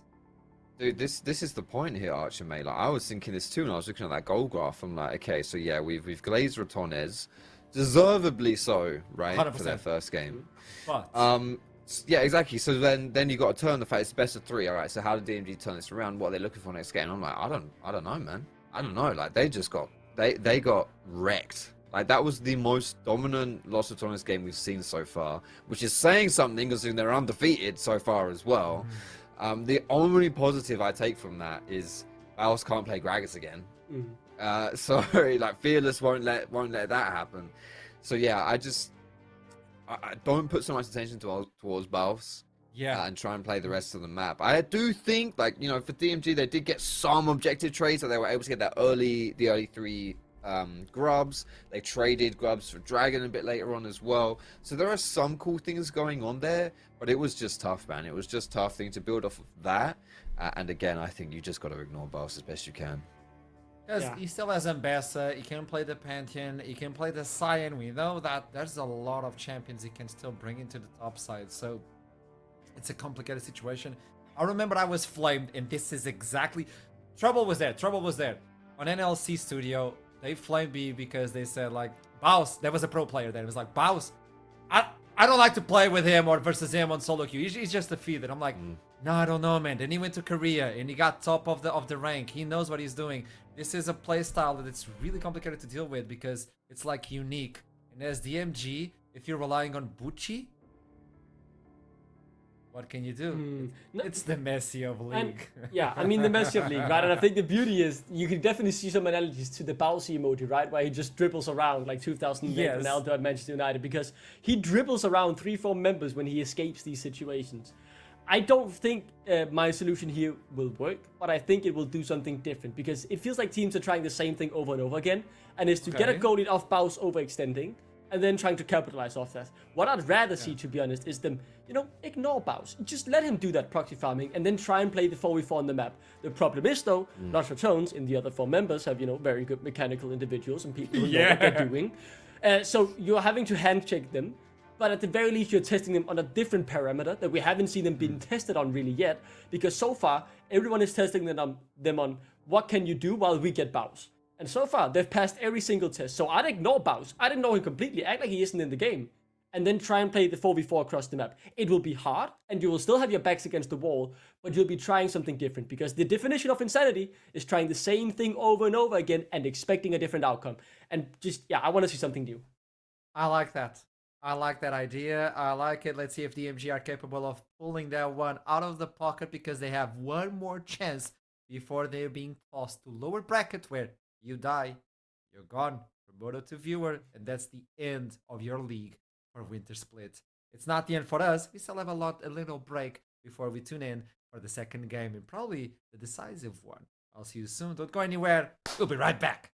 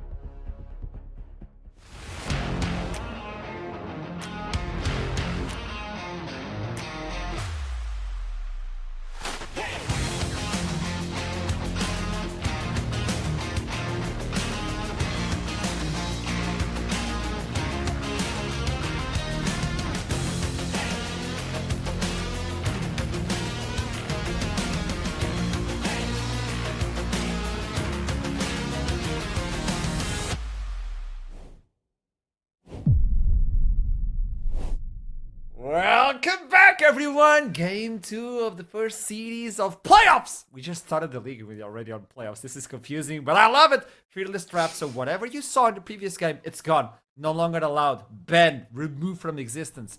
And also, it's gonna be up on our graphic, which may be a little bit confusing, but please bear with us, because we're also trying to understand how it works.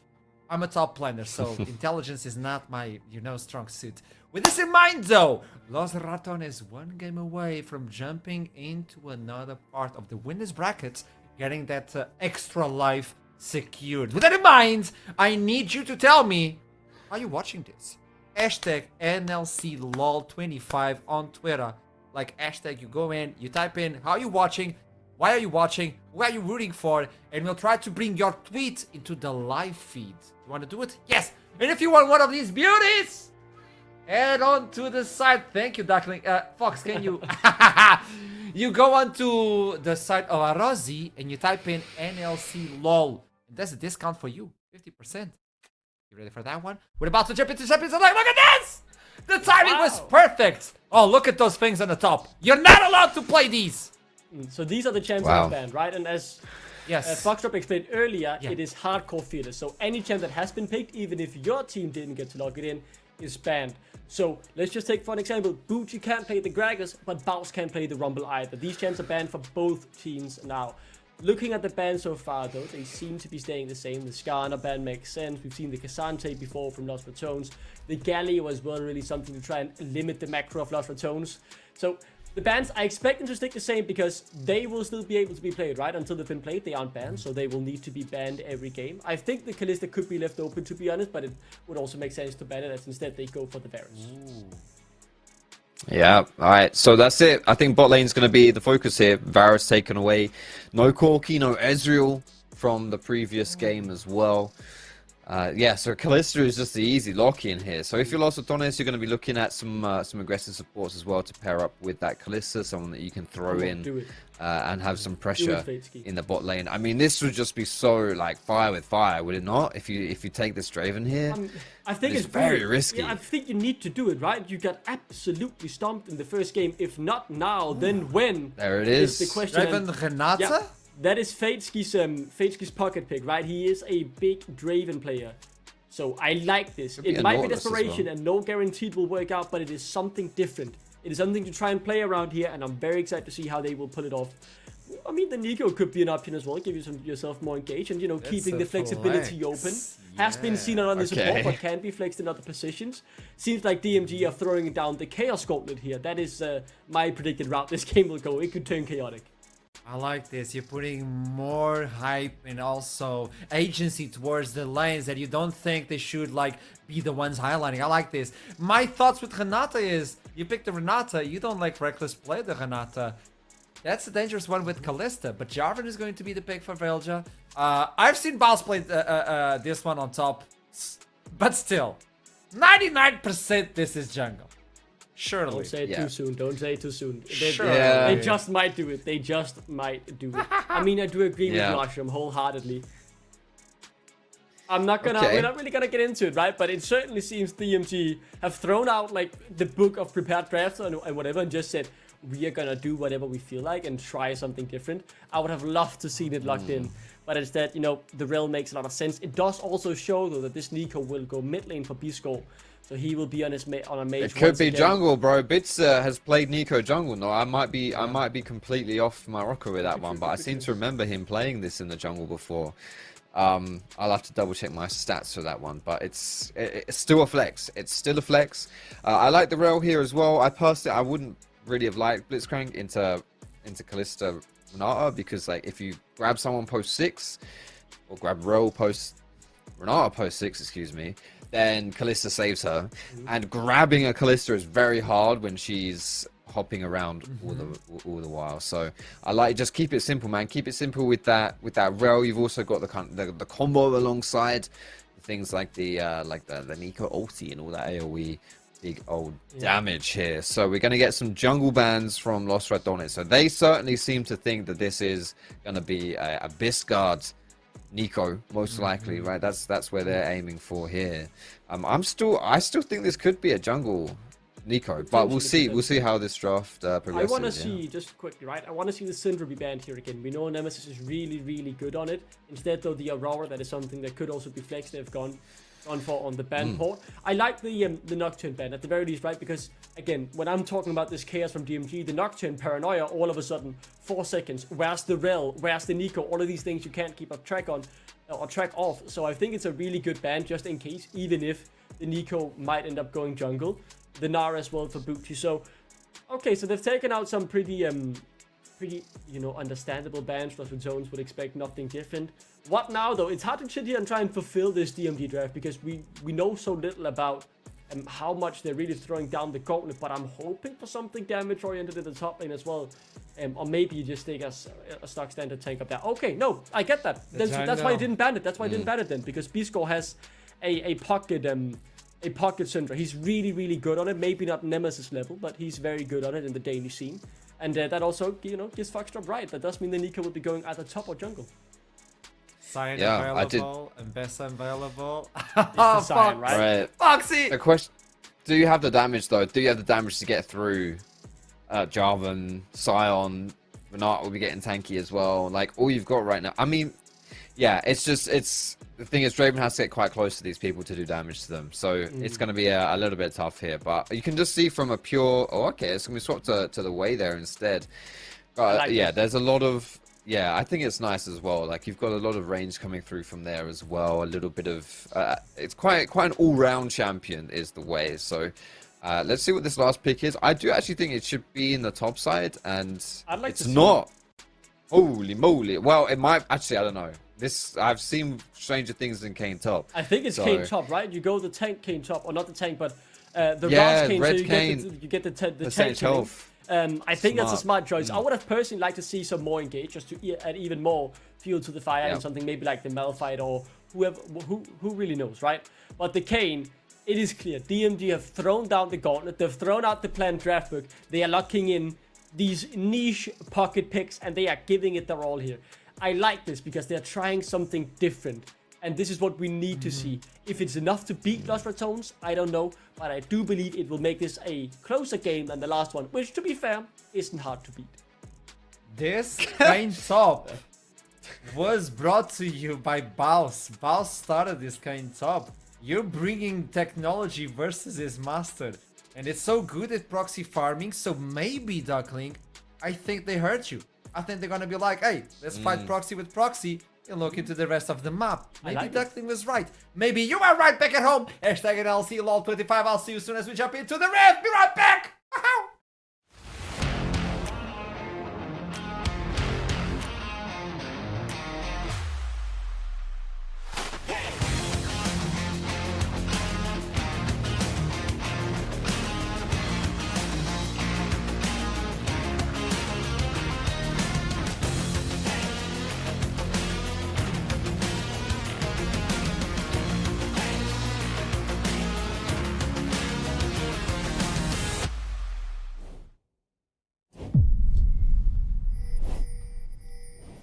And here we are on the Rift for our second game of this best of two between Los Ratones and DMG. Trouble, we've got some spicy stuff. I was a bit worried that Velia was going to get caught out, but they're not. We got some spicy stuff in this draft. The Kane top lane, the Nico jungle, Battles on his special. All right. I don't really know how to make heads or tails of it, so I'm going to give it to you to try and break down what the hell's going on. You know what? We said in game number 1, we're expecting the teams to work as a unit to try and spot any lane swaps that were going on. Didn't happen in game 1. Guess what? Sion is the best anti-dive champion that exists in League of Legends together with Zac. And who best to play this than the Sion OTP himself, Baus. Of course, you want to get away from the Kane encounter, but not only that, you also refuse the melee stacks because you're going to be playing into Kalista, Renata, too. You're going to be deprived of a lot of CS for BO3 because you're going to mostly be playing under tower. Double range into Kane is not fun. And you're running Ignite Teleport, which means you're looking to kill. You ain't killing no one in this lane. It's a 2v1. Yeah, and Los Ratones, they had their mark on this. And the big thing here is I don't think DMG expected this lane swap. I think this is Los Ratones are a team who have mastered the art of the lane swap, where DMG, I don't think they actually expected it. Kamsky is going to get hit here by the boss. Uses the Q on the minion wave, clears those those melee minions, and he's just going to walk away. Kamsky trying to find the interrupt with the W, as Feitsky is going to slowly just shove the wave in. But the main thing is as long as Bals doesn't die too much here and give too many like Draven cash outs over, he's going to be sitting pretty in this early stage. I'm not gonna lie to you, I'm getting a little bit worried about DMG here. The first game looked doable because the composition looked much more easy to execute, I want to say. Like very cookie cutter, we all push our ultimates at the same time. We just tried to win a team fight, which Los Ratones never gave them, right? They just beat them through skirmishes. Right here, the synergy between Nico and Syndra, the double AP, you can very easily just go straight into Mercs. You've got a Kane that kind of needs to scale into his form, but for him to do that, he needs to have a pretty easy laning phase, which Los Ratones are not giving him at all. And then you've got a stacking AD carry in the likes of Draven, who does like to cash out, which means that DMG are going to have to find a way to get those kills onto Draven one way or another. And with Los Ratones being so good with macro, got a lot of scaling through the way. They've already lane swap, which means that Kane's not having No way. I take it back. Cash out. Instant. I am sorry. I take it back. It's the mouse, and he's back. He still gets the cannon. He's got TPs. He's going to make it back to lane. So like what? you said. I mean, it's just one of those things where like the cost is actually quite low. This guard does still have that flash. Gets caught by the end of the flag and drag. Doesn't get actually hit by the knock-up. Barely gets the slow off from that W. And they're just going to call it. Nemesis is actually having a pretty rough time in this lane. Getting pretty heavily bullied out here. But ultimately, if you look at the state of the lane swap and how it's going between the lanes, there's a wolf coming in. Bitsy goes invisible. Misses the swirl seed. Nemesis able to flash away to safety. Bals, he's just going to proxy the wave. And honestly, if you're Feitsky, what are your options here? You can't really do much about the contest on that. And Los Ratones, their bot lane are getting time to grab plates. But Feitsky can't get a wave under tower. Have a look at this fight again in this. Was it just a solo under tower from Feitsky? Yes. Oh my word. He keeps taking... Every time he walks up, Feitsky's playing with the range of the tower. Popping in auto attack after auto attack. I think Baus underestimated what's happening here.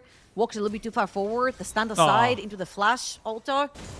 That's the way it goes. Feitsky with the... I guess this was a revenge kill. He died again. Okay. That was a revenge kill from game number 1. I don't know if you guys remember, but Baus on the Gragas did solo kill Feitsky on that Ezreal, but now it's kind of revenge time. That was an execute from Bausi. Oh my word. Handshake onto Bucci. He's got them in. Crowny secures the kill. 4 CS to 31. Baus has gone down twice, but he has made every death count. He's been able to pick up as much as possible. He is now mid lane. He's got the flash, but I don't think a flash from a Scion's going to achieve much. I mean, there's nothing he can do in his lane anyway, right? The bot lane wave is pretty even, top lane wave is pretty even. So he got back on the map. He looked for that mid lane play. However, again, for Bucci to go towards that Kane, it's a little bit of a fiery pick, if you will. Double-ended sword. There is no good end of the stick that you can end up on. And right here with Los Ratones and how good they have managed that early game to put a double ranged lane into that Kane, deprive him of CS, experience, level 4 to level 5 Scion. Now here's the trouble, right? Sion's going to get really tanky and Kane is going to have to find different openings. But everywhere he goes, he sees Renata and Kalista in front of him. He just cannot play the matchup he chose to be in. He got like 3 minions and then got lane swapped on again. Bucci is just struggling here. Now, DMG are going to get some free time on this tower.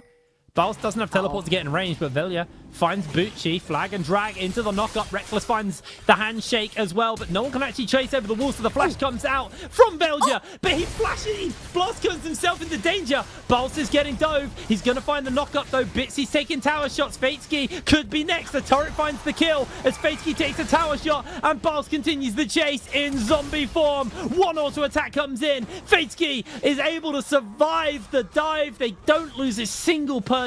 Bitsy, it was only an execute. They're going to be happy with that, to be honest. They are going to be happy because finally they're getting some kills on the board. They went through the entirety of game 1 with 0 kills right here. Baus walks up, doesn't have that level 6 to evade the gank. As you see, Bitse was a minion in that whole companionship right there of minions. And very great dive right here. Bitsa knows he hasn't been tagged by Sion at all, so he ends up being executed. However, that is 3 members of DMG towards the top side of the map. Kalmsky had to even commit his flash because Fatesky was going to go down to the zombie Sion afterwards. And if you look over to the bot side of the map, there's 2 tower platings already missing from that tower. Slowly but surely, Crowny is farming up a storm again. He's got that first kill onto Butchie. He's getting some tower plating. So yes, the Draven's coming back. Yes, the Draven's cashing out constantly. But Crowny is keeping up on even terms. Well, they're able to stop the grub take there. May see another rotation come out, but Bucci, once again, he's on the wrong side of the rift. He's just trying to deal with Los Ratones bot lane, and there's nothing he can do about it. He's just getting heavily bullied. The grub denial even comes in, so DMG aren't going to be able to pick up that stack. Now, Biles, if he dies here, that is the kills stack towards your feat of strength. What's the meme, Trouble? Everywhere I go, I see your face. Yeah. This is Bucci right now with Crowny and Reckless. Oh, well, boy, he's here we getting go. a handshake. Bitsy comes in, though. He's a minion. Gets the Pop Blossom down. Crowny actually not taking tower shots as they continue to put some damage in. Baus able to hold the wave. Actually gets a knock-up. Nobody goes down on the map yet, but Baus is incredibly low. Oh, no, he's not. It's Crowny he's incredibly low. Baus is actually sitting pretty. Handshake out of Reckless. Bucci, he's getting bullied by the support man. This is not a fun game to be a top laner. No, Baus gets a kill here. Yeah, he does. On to Karmsky. Looks like Fatesky is just going to finish off his clone, but he's still got the wave. Again, it's the farm. 23 to 56. Baus is happy. He's doing what he needs to do. He's absorbing pressure. The problem, though, is Draven is 3-0. Has a shutdown on him. He's actually quite scary. Fatesky could be a problem for Los Ratones in this game, too. I feel like a lot of the teams, as we're looking at the dive again right here, and Baus is going to take the kill, and as you mentioned, he's going to take the farm as well. I feel like a lot of the teams give too much emphasis on trying to kill the top lane player that plays that style. Inevitably, that Sion is going to be tanky. I see a Rectrix in his inventory and longswords.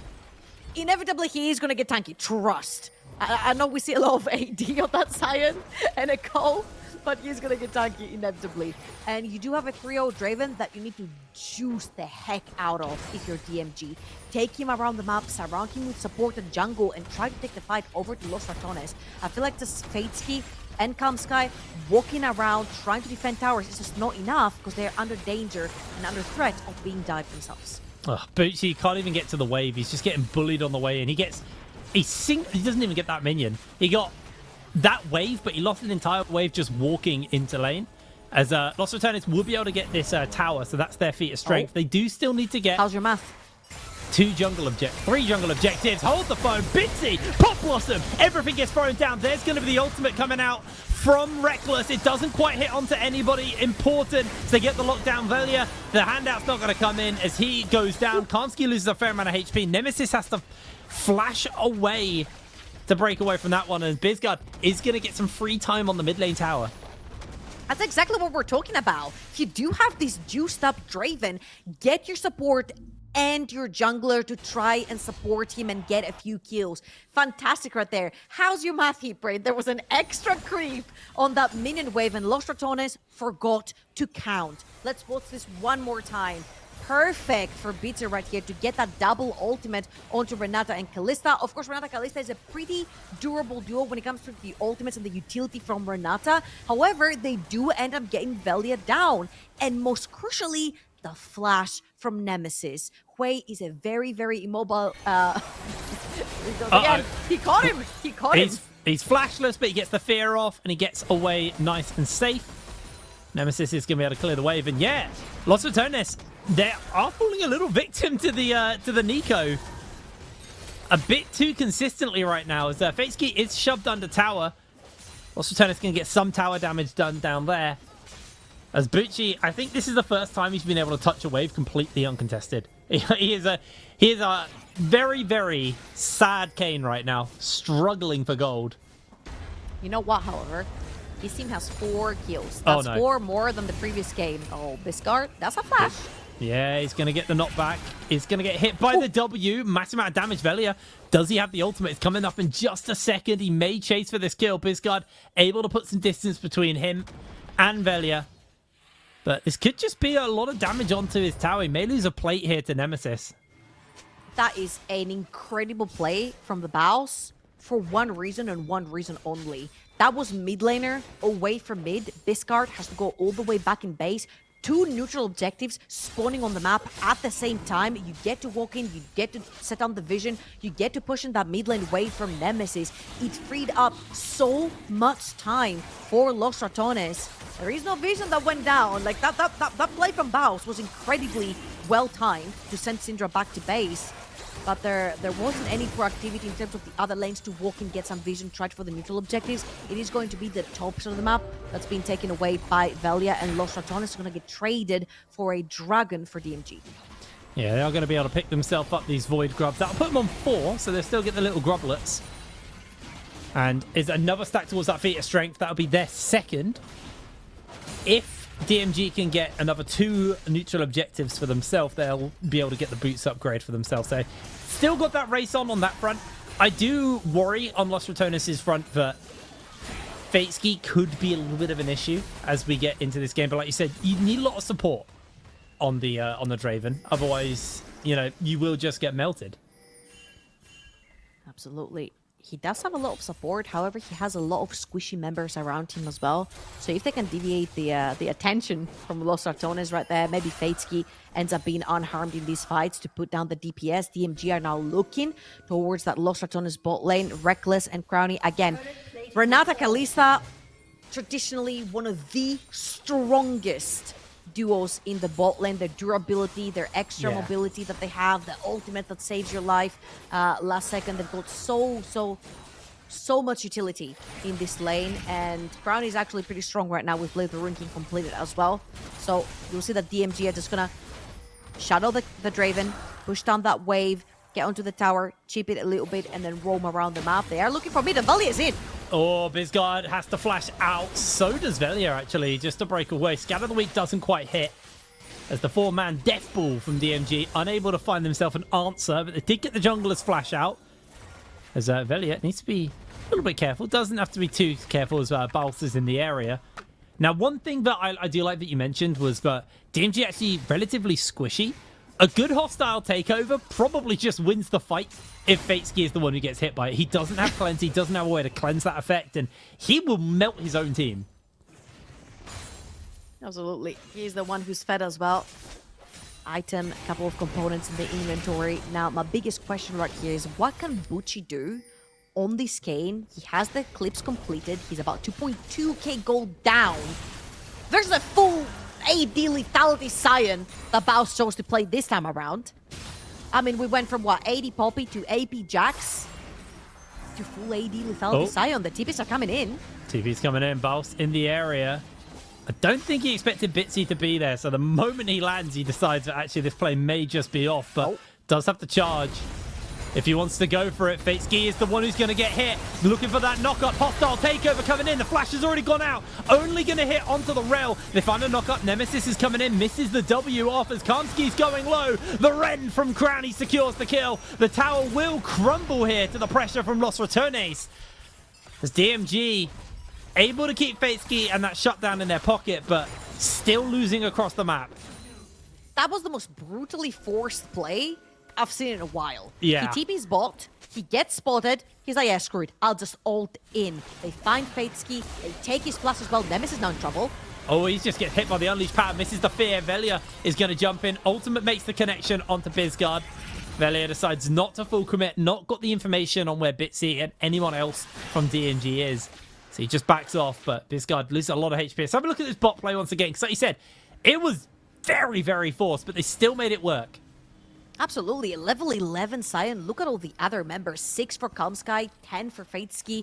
He's just literally running into their face. Very, very tanky as well. A lot of damage. And Bitze, he takes the appearance of a minion right there. They're going to get the stun down onto the Baus, but he's so damn tanky, and there's so many stacked arrows from Crowny onto that Rel. No, Kamsky ends up going down. Oh, there's no flash. Looking for the knock-up. They're not able to hit it, actually. Fatesky is going to find himself in a little bit of danger. Nemesis can't find the damage as they are going to lose one. That's the end of Velia. Nemesis locked up and hit by the stuns. The fear lands onto Bitsy. Bitsy goes down in the fight. But ultimately, it's a 2-for-1. Baus has been hit by the Umbral Trespassers. Now Bizcard looking for him, but Baus is able to get away with the charge. Does get hit by the vision, so they know where he is. And somehow makes a grand escape, but ultimately, Fatesky 5-0 on this Draven. Bizcard sidestepped Baus right there. He could have stopped him with his body to try and take him down, but he's full AD, so he's kind of scary, and that's the 2v2 we've been looking for.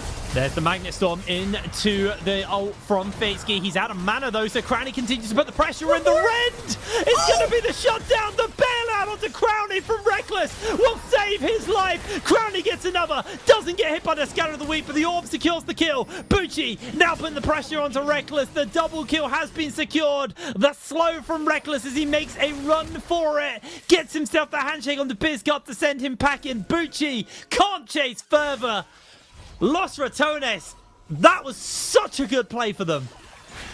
Absolutely, but DMG are bringing back the fire. That's what we were looking in this best of. DMG are coming in as the clear underdogs. And let's watch this one more time because I don't think we've seen a proper 2v2 between these two bot lanes. Right here, Fatesky, of course, with the Bloodthirster as well, runs out of mana, and it literally takes one last auto attack to kill Crownie, but the bailout, as you mentioned, coming through from Reckless means that Crownie gets to stay alive to claim yet another one, and then the rest of DMG is coming in as the cleanup crew. And I'm just gonna say, not the cleanest game from Los Ratones. They are getting overexcited, they are overextended. We saw Velia earlier.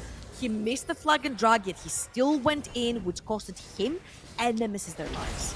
Yeah, it was a bit of a mistake, but in comes a massive ultimate return from Bitsy. The hostile takeover doesn't hit onto Fatesky as Baus is knocked back, but Los Ratones is still able to win this fight regardless. That Draven is going down. Baus secures the kill. DMG have just run out of damage.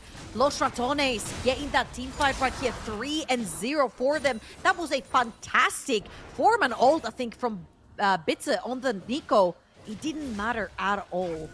Los Ratones are quite tanky. Doesn't matter if he hits the Scion or the Javan at this point, and they're going to take that fight straight into another neutral objective. They can choose to pick up that Rift Herald. It will give them feats of strength as well. They only need one more Rift Herald, and it will be a done deal. There you go. The Siren is going to sing on the Rift as well. And let's look at this one more time. They see Fatesky overextended. Fantastic Cataclysm right there. And then Knockup hits the Scion and the Renata. Who cares? Los Ratones are more than fine, especially when you've got the Renata to give you the shield last second. You've got, you're playing in a very tight spot as well. So postal takeover is huge in that angle. So Los Ratones, great engage right there from Velia, and they made it work. Komsky is being hunted in his own jungle, but Los Ratones don't really have too much vision to work with, so they are just going to back off. I will give it a Bitsy. He's 1-3 on the Nico, but he has been incredibly impactful this game. Being able to find so many major ultimates, and it's a good showing from a Nico jungle. Something that we were both a little bit pessimistic about, probably is the best way to word it. Problem is, his team are starting to lack a little bit on that neutral objective front. Los Ratones, even if they're down gold, even if they're down on in the fights, they're still up in pressure. They still played their own tempo, and you just have to match them as they're going to secure themselves as they can. DMG now being hunted. Reckless is going to get hit by the Swell Seed. Not going to full push any further. That is a scary Los Ratones right now. Yeah, and that was completely uncontested as well. DMG took a while to sort of sniff out what was going on around on the map right there. And this is Los Ratones for you in the NLC. They're always one step ahead when it comes to the macro, the way they read the map, the way they see the map. And for DMG, it's just going to get harder from here on out. Fatesky doesn't deal a lot of damage to the tanky frontline of Los Ratones, because even though you see the Axiom Arc and and the full lethality build from the Scion, he's still pretty tanky. Like, his HP bar is pretty high, and you've got a Renata to back him up as well. You've got a Jarvan that can lock in the Draven to back him up as well. So it just becomes a little bit difficult, especially since DMG's damage is more of a burst style and not very consistent. Talking about consistency, consistently taking towers right here from Los Ratones. It's going to be another one with the Rift Herald. Yep, they're going to jump back into Shelly once again. Massive amount of grubs coming out from the charge. This tower probably won't live for long. Whirling Death not even going to hit it. Velia going for a bit. Quick joyride into mid lane. Unless they can pop it, they're able to get it. With the Q there from Nico. So tower will stand as Bucci is being one-shot by Baus. Let's see how this fight goes. Finds himself the knock-up as he is now in that red cane form, but Nemesis is coming in. Misses the W onto him. Bucci continuing to be chased away. He's just going to look for another W knock-up, but not going to be able to get caught and is going to make a grand escape away from Baus. There's a mid lane tower, though. Los Ratones have been able to take that one in the meantime, so Baus still pulling people down to deal with him, and ultimately it's coming at a pretty steep cost as this tower probably going down. Velia's found the lockdown onto Fateski. He's going to just get the withdrawal off. Remember, they've got those revives from Atakan, so this is just a free objective to take with zero risk other than giving, you know, a little bit of gold over. Chasing forward onto Reckless. Reckless will lose as he is withdrawn. Nice ultimate from Reckless, though, just to do it, Nemesis. Keep the premises Send off it. Nemesis. Now he just wants to stay in the area just so Baus can secure that turret up. And once again, we are 22 minutes in, and the only towers standing are the ones in the base, and one of those is an inhibitor tower. The other two, the last two towers in the game, are the Nexus towers at 22 minutes. And it's also amazing to see how they ping-pong the pressure around the map for Los Ratones, right? Because we always talk about the Baus and what he does, and everyone just bunching around him to try and take him down, and then he gains so much space and so much time for his team, allowing people to chase him. But right there was the opposite. Los Ratones threw themselves in for that inhibitor tower. Meanwhile, Baus was over in the top lane, pressuring that tower, taking it down. Now let's see if a 3v1 is going to be enough to take him down. Well, he takes Bucci for a joyride, dodges out on the swell seed, does get slowed down just at the end of his phase rush, so he loses a lot of that movement speed. The Ignite is on, the Protobelt is popped, but the problem is Fateski's being locked down, handshaked into the waiting hands of Nemesis, who secures the kill. And Los Ratones are going to take both of the inhibitors here. Why are you chasing both? He's like singed. Don't chase him. I feel like that was a little bit of a bait. You know, you see Los Ratones, they literally just died. They didn't die. They withdrew. And that's why Atakan is so damn broken. They made it play mid lane. They instantly spawned. They ran down mid lane again. By the time this play happened on Baus, Los Ratones were already in the base of DMG yet again. Taking down Fateski, who's the most fed player from DMG as well, means that you have zero to worry about in terms of threats. And Los Ratones, 8,000 gold in the lead. Feats of strength secured, second dragon secured. And the only thing that they have remaining on the map right now to take is Baron in about 35 seconds and only one inhibitor tower remaining in DMG's base. Yeah, there's 3 towers left in this game. It's looking rough for DMG. They might have to start turning their attention, and I hate to be a bit of a doomsayer, but they might have to turn their attention towards what they're going to do in the lower bracket, because it was mentioned on the desk at the beginning of the day, but some teams just won't get many games this split because we only have a 2-week group stage and then we go straight into playoffs and a very, very big double bracket.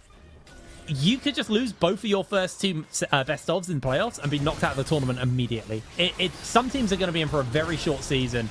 Now, Baus, let's put some pressure on the Karmski. Karmski able to break away. Fateski is going to get locked down in the middle of all of this, though. Velia's keeping the pressure up on him as Nemesis trying to find himself some openings, some damage. Bitsy has gone golden. He's got the Humble Trespass on Crowny. Crowny going low, but they're going to continue to put the damage in. Bucci trying to make an escape for it. They can't quite find the kill, but they get him over the wall. Karmsky onto Velia. Velia will get hit by the outplay button of Bizguard. But Los Ratones, I think they've done all they need here. The lockdown of the Karmski, the execute from that Rend. May not finish him up, has to dodge the W, but I think this is it for Los Ratones. An absolutely clean best of 3 to open up the playoffs. These guys are looking unbelievably formidable. A very, very tight 2-0. Under an hour it took them to win 2 games versus DMG. He does again. Baus doing the Baus special. There you have it. 2-0 for Los Ratones. You mentioned it, Heapro, and Baus giving us his special by dying one more time to the fountain yet again. It was for the attack speed steroid on his passive, so he could hit the Nexus faster. That's that right. Exactly what it was. And to stat pad the minions at the end, you know, when they spawn and you're in zombie form. No one cares because everyone's hitting the Nexus. You're hitting the minions. You stat padding your stats. So that's great for you. I mean, all in all, I think it was a very, very expected result, right? Los Ratones coming in as not just the group favorites, not just the best of favorites, but the entire NLC's favorite team. And DMG only been able to pick up a victory versus Chaos, who was the bottom team from Group B. I feel like this is a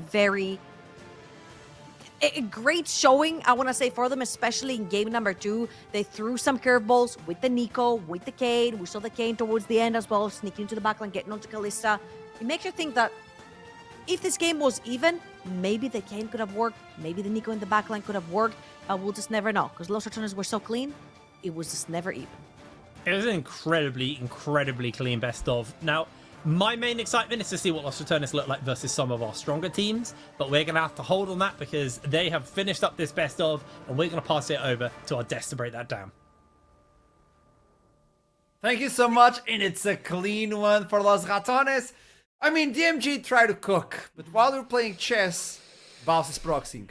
So it's a different game at the end of the day. We need to talk about this because there was a way with that Draven. A 4-0 Draven, stacking up, cashing in early. There was a way, right? You think so? You think so? If there's any champion in the game early on with kills that can make it happen, it's Draven. And DMG had a good lineup to enable him as well, to make it happen. A lot of kills going over to Draven, including the first blood onto Baus, right, in that lane swap scenario. But it just never really materialized into anything because Baus just had so much pressure on the rest of the map. And unfortunately for DMG, the answer to this pressure, which was the Kane pick in the top side, that red Kane, which is meant to match Sion, to have equal wave clear as well, can proxy really hard too, just never turned into anything, was always like 50 CS down.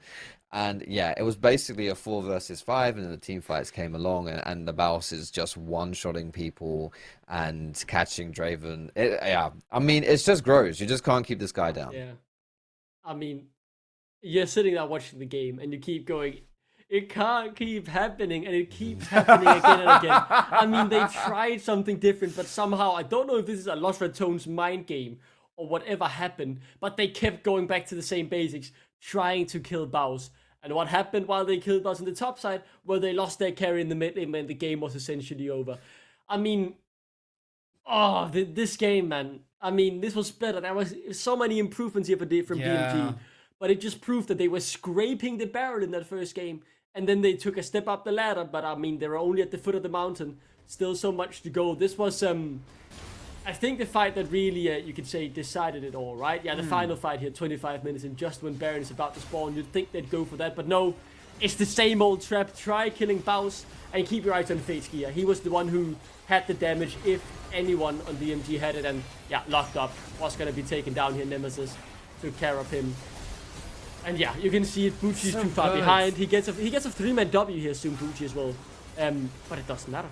It does not matter. The game was already over. I mean, yeah, you're grasping at straws on how to beat Los Ratones. You can try whatever you like and throw down the gauntlet and try doing chaos, but they always come out on top, it seems. And this game was fun to watch, but it always felt like you knew who was coming out on top.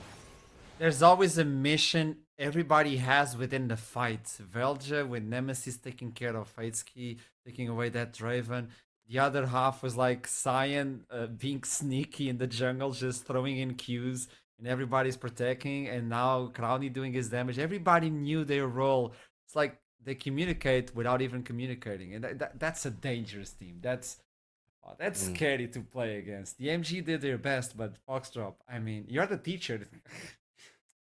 Yeah, I mean, they got to go back to class, man. I think Bucci needs to study some Baus VODs or something as well. Because I like it in theory. I thought it was actually a really good answer. And the early game did go quite well for DMG. But he was a non-factor, unfortunately, this game. And part of the play style that he was trying to emulate, part of the play style that he was trying to bring for DMG, it's one of those things where it doesn't really matter what happens in the game. You are always a threat and always a presence because of the way that you're pressuring lanes, proxying lanes, that kind of thing. But it lacked that component of it, and instead it basically was just like a 4 versus 5. Like, Kane didn't turn into red Kane for like 20 minutes, dude. Like, and the game was over in 23, you know. So it didn't work. And but I do respect the fact they tried something a little bit different, and it was it did start off quite well for them, and I can see the vision for what they were going for. Yeah, you're looking at that Kane, I believe, like, oh, at least we're versus Science, so we'll be able to stack that passive really fast. Crowny and Reckless like, nah, you're not. Nah, it doesn't work like that. Then came The lane knowledge swap, is there. yeah. And I mean, Yeah. Lost Ratones, they feel inevitable. They genuinely have this Thanos feeling about them currently in my book at the very least. That I mean, no matter what hero you throw at them, right? You know, no matter how much success the players have had, no matter how big the names are, it seems so tough to even make Lost Ratones bleed and show that they are defeatable, right? They feel inevitable at this point.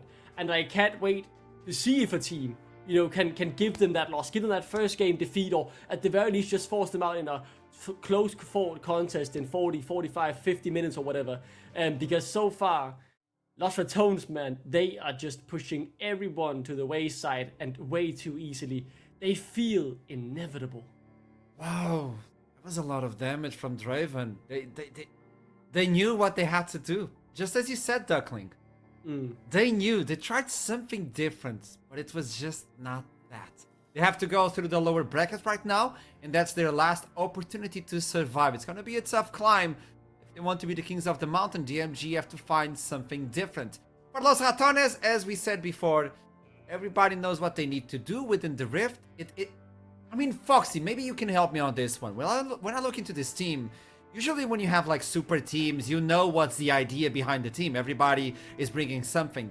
For Los Ratones, it looks like everybody brings something different. You have the massive experience from Reckless, the knowledge, like Bao's knowledge on the proxy and how to play that solo queue, and now transitioning into a unique playstyle competitively. Velja is a monster on jungle, and I don't understand how people were sleeping on this individual. Come on. Nemesis knows every match within the game, and Crowny is a beast. Crowny was one of the best AD carries back when he was... We know that. And I'm still shocked why Crowny was... I'm just happy he's back. That's all I'm gonna say. To make it simple, I'm happy Crowny is back because he's a god within the AD carry department. Everybody brings something different, but nobody's stepping on anybody's shoes. And that's... You're right. They're a beautiful team. They're one of the better gel teams that I've seen, honestly, in recent times. As far as their playstyle, like they complement each other super well. It's actually really, really impressive to watch. And for me, what's most scary about this team is I know we just constantly talk about the Baos and whatever, and his playstyle kind of just, it's almost inevitable that you're going to end up talking about him because of the way he plays. But he's kind of been carrying a lot of these games. But like, bro, we've got Nemesis, we've got Crowny, we have Reckless, we have Velia. These guys don't, you know, they're not even getting involved as much, right? They don't have to, right? They're not playing at a 10 out of 10 level because they simply don't have to play at a 10 out of 10 level now. We haven't seen Los Ratones' final form. Exactly, legit. Like I think this team's still playing at like a 5 or 6 out of 10 as far as what they themselves are capable of doing. So it feels as though we talk so much about solving the problem specifically of Baos. That's great, mate. Once you figure that out, you're gonna open the door, right? It's like a Russian doll situation with those eggs, right? Those eggs that just come out and there's more problems and another problem and another problem.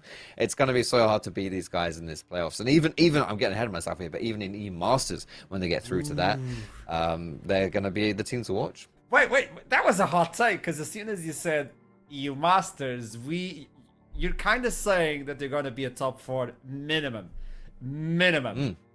Yeah, I agree. I like how Duckling just said, like, yeah, obviously. They're runaway favorites for the split right now. I don't want to beat around the bush. This team is far and away currently my favorites to win it.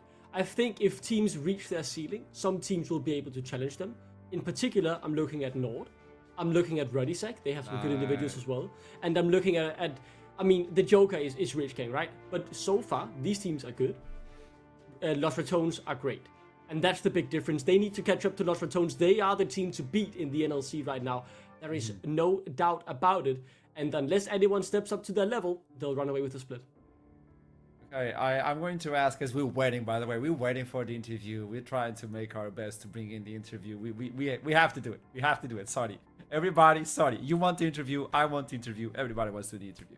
So we're doing our best to bring it up. But until then, I would like to see the schedule to actually look into what you stated, Duckling. Because right now, Los Ratones move forward. DMG are going to be pushed to the lower bracket.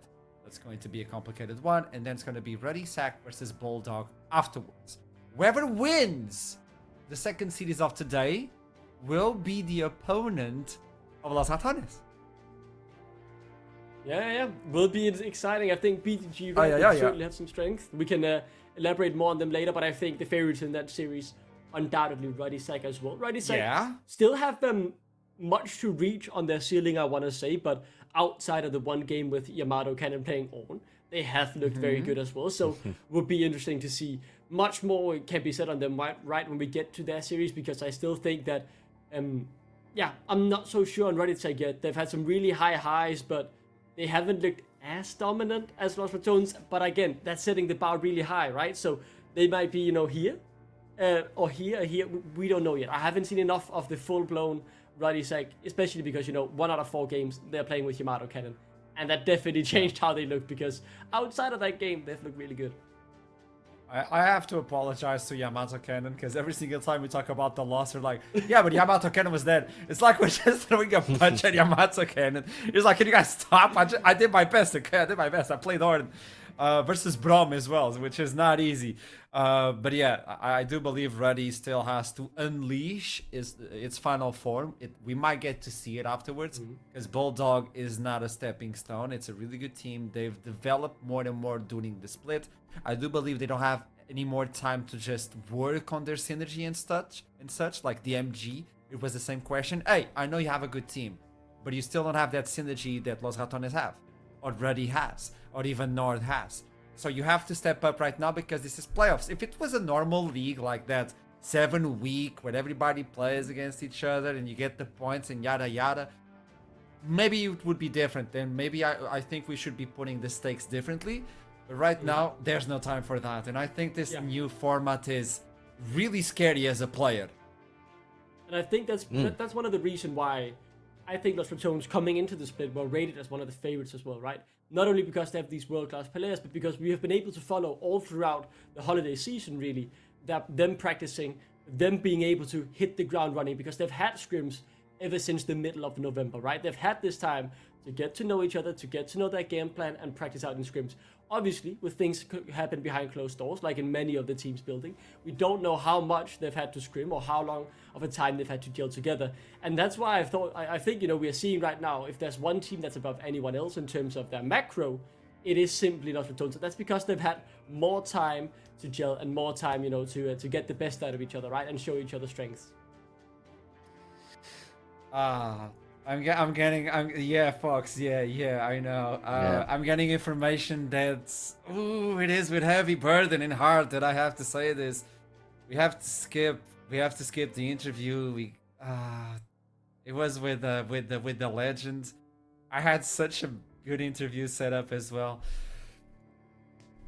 We have to skip it for now, and we hope we can talk with him in the future. It was with Baus. Congratulations for Los Ratones, though, for moving forward within the bracket. And we'll make a quick pause. We'll be right back for the other series, because we still have Bulldogs versus Ready Sack after this one. And we also have an interview with them to set up the game, and then we can talk about the series itself. I'll see you soon. Don't go anywhere. Be right back.